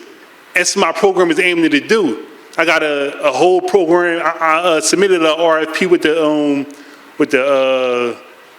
the city hall for some grants so they can help me to reach out to the kids, get everything established to the kids. And I got the whole program lined up. I can email it to everybody, whoever wanted the program, the module of it, how I got everything set out and everything. I can mail it to y'all or however y'all want it, so we could. And I need y'all to help me to reach the kids, to come in here and start speaking to the kids in the school, so they could get whiff of it, and also the teachers, the moms as well. Because I got a team. We ready to give our knowledge and our life skills to these kids, so they could do right with their life and not go through these violence in school, all this bullying and everything that they're going through. And my name is Hakeem Pratt, and thank y'all.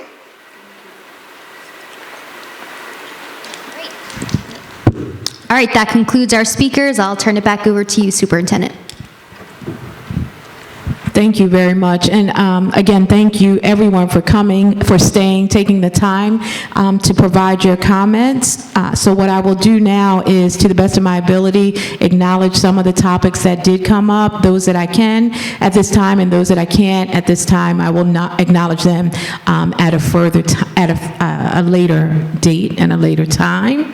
And so, Mr. Delgado, you are our first speaker. Thank you so much, Mr. Delgado, for your comments. I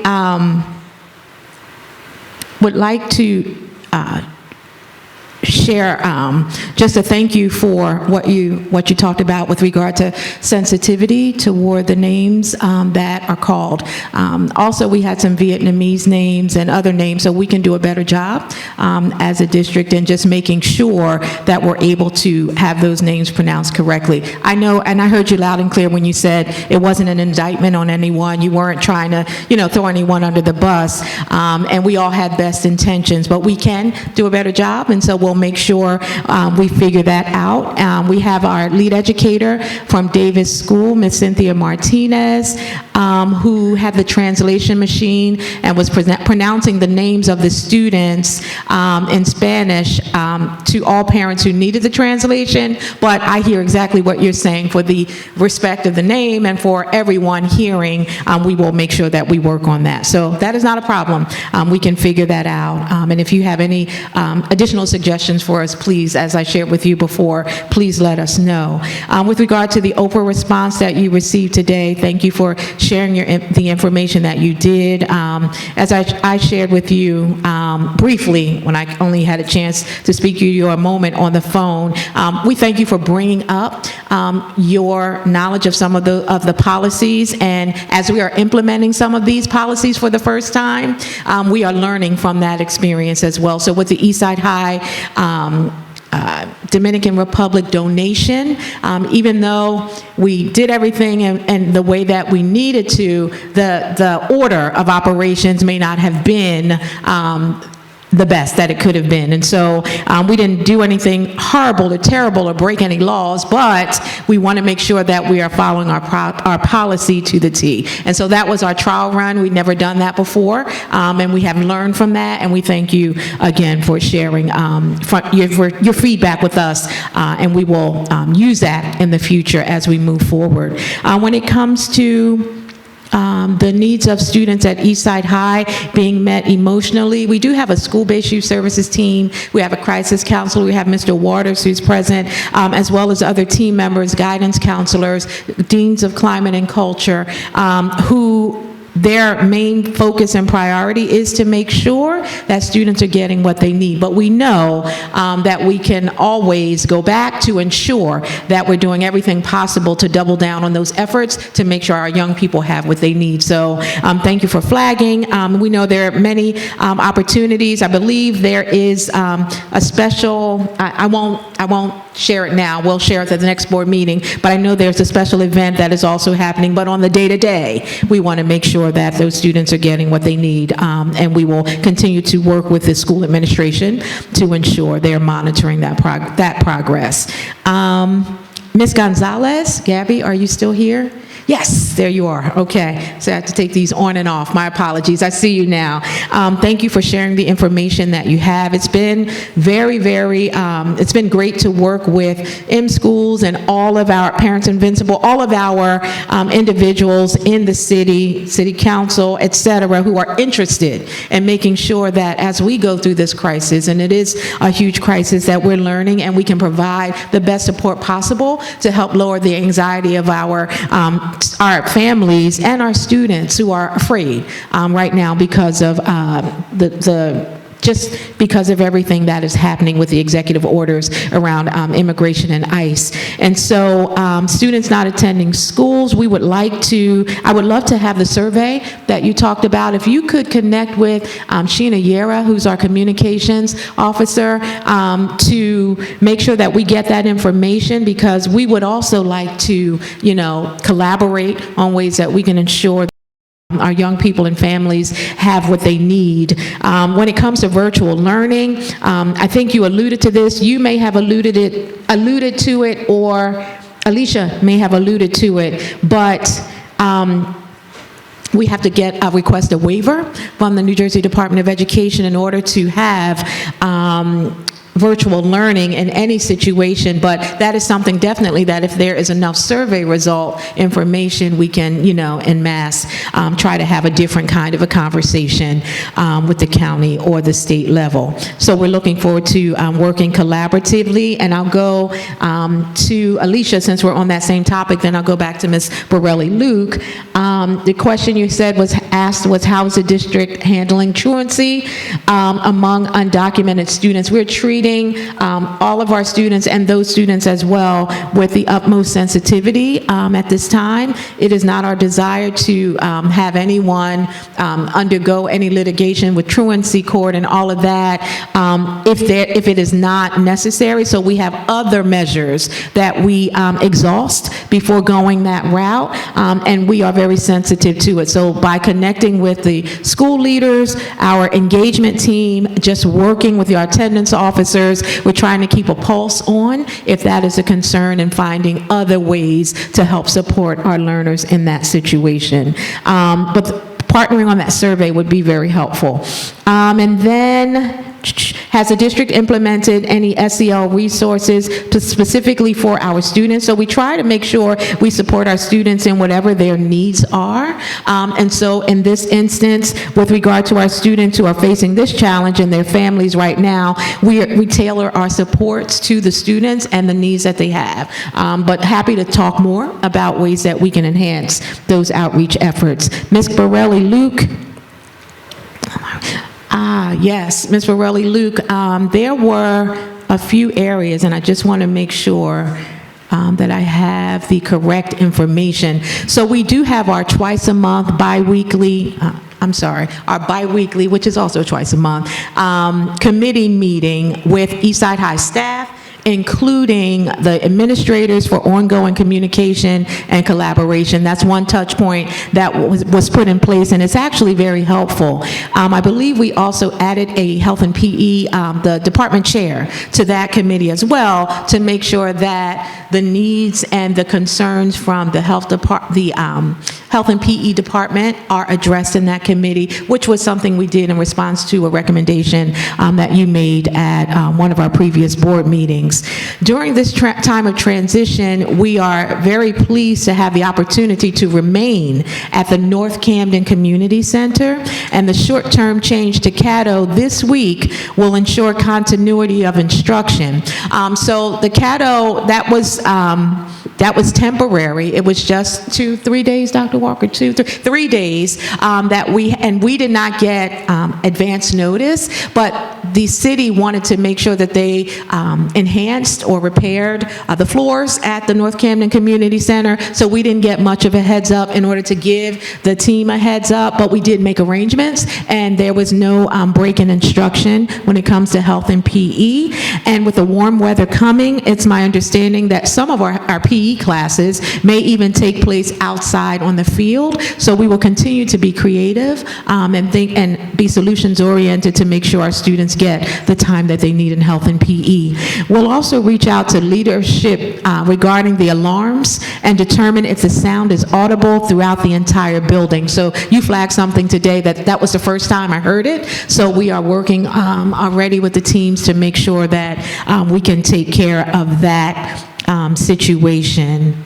Just want to make sure. And when it comes to hiring practices, I know our Division of Talent and Labor Relation is doing a stellar job in recruiting and trying to make sure that they're advertising our district website. If you take a look at it, we're trying to make sure we can capture the interest of anyone who's interested in coming to our district. We are still in a national teacher shortage, so we do unfortunately still have to rely on long-term substitutes whenever we cannot get teachers. But please know that it is our desire to make sure there's a permanent teacher in front of our young people.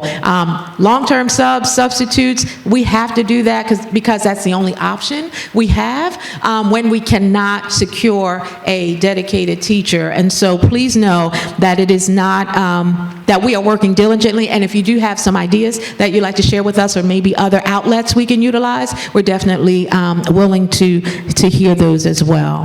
And I think there were just I'm so sorry. Mr. Waters, thank you. You asked a question. The first question I can't give you a response to. You always throw a curveball at me for the first question when you ask it. But when it comes to navigating the changes that have come through the legislation in Washington and just the difficulty with many of the orders that have come through, and I think you tied that to the growth of charters in the city. Again, as a district, all we can do is continue to focus on our Camden City School District schools, making sure that they are the very best schools and that we are providing quality instruction and doing everything we can to boost enrollment. So that is why we're trying to make sure we're engaging our families, underscoring the importance of attendance, being in school every day, making sure that we have after-school programs, rich athletic opportunities, but we're just going to we have to do that day by day. day in order to make sure that our families continue to keep Camden City School District their first choice and their first option. And last but certainly not least, Mr. Hakeem Pratt. You're still here? Yes, Mr. Pratt. Hello. Thank you for sharing about the mentorship program, and thank you also for being vulnerable and sharing your own experience with us. If you don't mind sharing your information, if you have any information on the program with the board, so that they can have an opportunity to see that program as well, we would like to just get some more information there. But we thank you so much for your care and for your concern and for wanting to make sure that the experiences that you've been through, that you can support others, prevent them from going in that direction. What happened? Oh, if you can send an email, there's someone, a staff member's coming right behind you, Dr. Tracy Thompson, and she'll take that information and then make sure that the district and the board receives it. Thank you so much. At this time, I will turn it over to our board president for comments, questions from our board members. Thank you, Superintendent. At this time, are there any board members that have any questions or comments?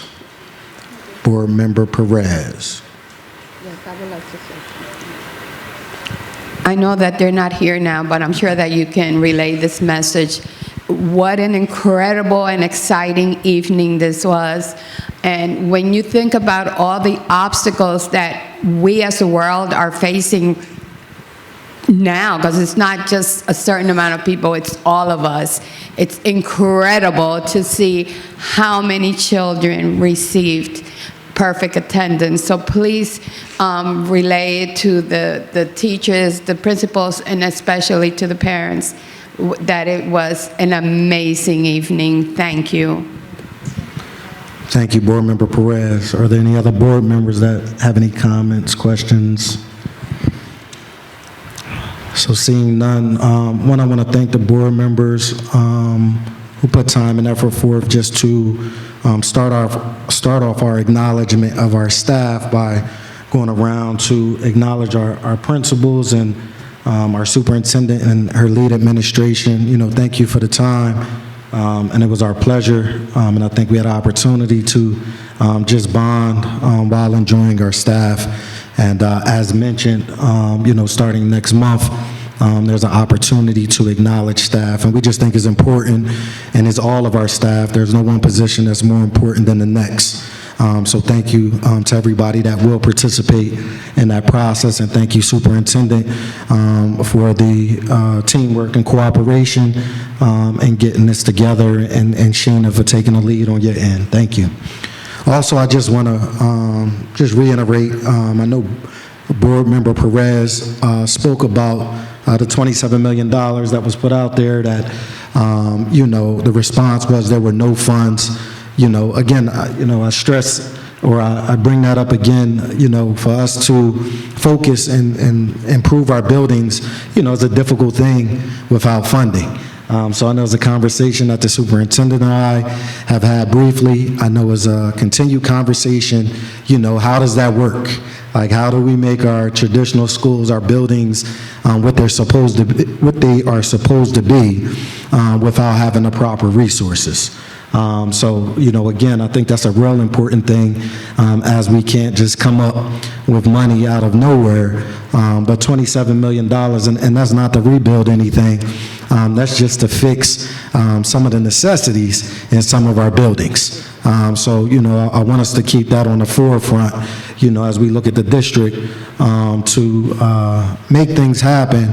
You know, some things is out of the district's control, even though it's a work in progress, and something that the superintendent and her administration continues to advocate for.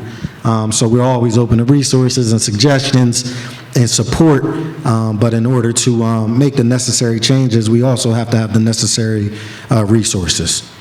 So that's all I have. Thank you all that came out, and I do echo Board Member Perez. It was beautiful seeing everyone come out and be celebrated for perfect attendance. So thank you to the students and our parents and all the staff members. At this time, I turn it back over to you, Superintendent.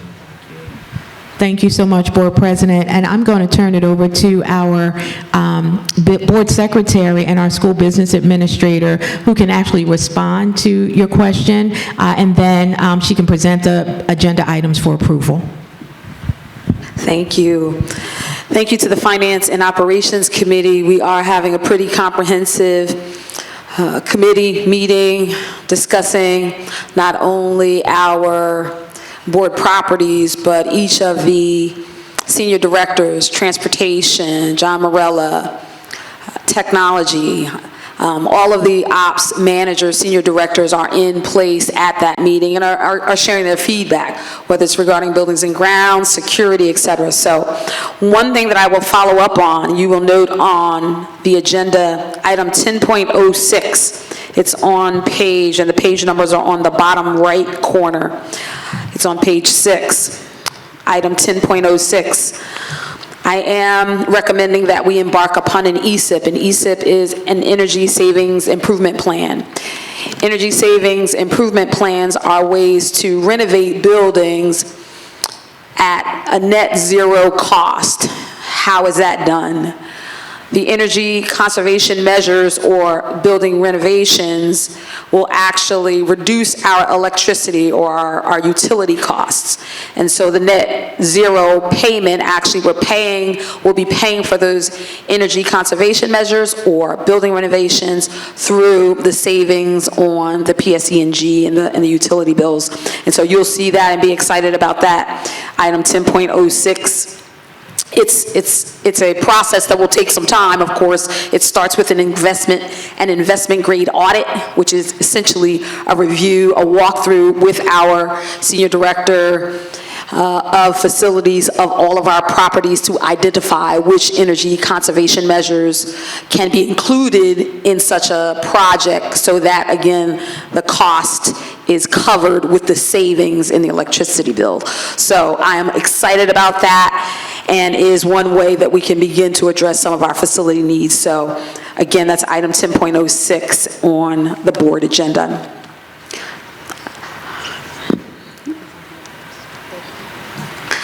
Yes. As it relates to the board agenda, you may notice that we've tweaked sort of our board agenda, so hopefully it is more becoming a little more user-friendly for you to read with numbers and categorizations of items. If you take a look at page 3, you'll see our financials, 10.01, line item transfers, 10.02, and the bills list, 10.03. As you all can access the attachments, which we encourage through board docs, you can take a look at the bills list, which are a list of all of our payments, whether it's food service, through the general fund, and grants. And then feel free to take a look at our financials. That includes 2 reports, our board secretary report, which is the balance sheet, so assets and liabilities, as well as our treasurer's report. And so that's a reconciliation of cash. Wanted to just highlight those board items, and they're typically on each board agenda. Any questions about board agenda items for tonight? Any questions, board members? No questions? Perfect. Superintendent. Thank you. That's okay. It's all right. Thank you so much, Board Secretary and Board President. So hearing no questions or concerns, in accordance with the powers vested in the State District Superintendent, according to NJSA 18A 7A-35, I hereby approve all February 25th, 2025 board agenda items. If nothing more, Board Secretary Taylor, please call for a motion to adjourn the meeting. Actually, we won't be adjourning anything. I will call for a motion. I'll turn it over to Board Secretary to lead us through going into executive session. My apologies. Therefore, be it resolved that the Camden City Advisory Board of Education enter into a closed session to consider an HIB monthly report. The board will now go into closed session for approximately 10 minutes, Superintendent? Yes. approximately 10 minutes. So we will return at approximately 8 p.m. to adjourn the meeting. Is there a motion? Motion from Mr. Hudson. Is there a second? Thank you, Garcia. All in favor? Any abstentions? Any oppositions? Motion carries. We are now going to convene executive session.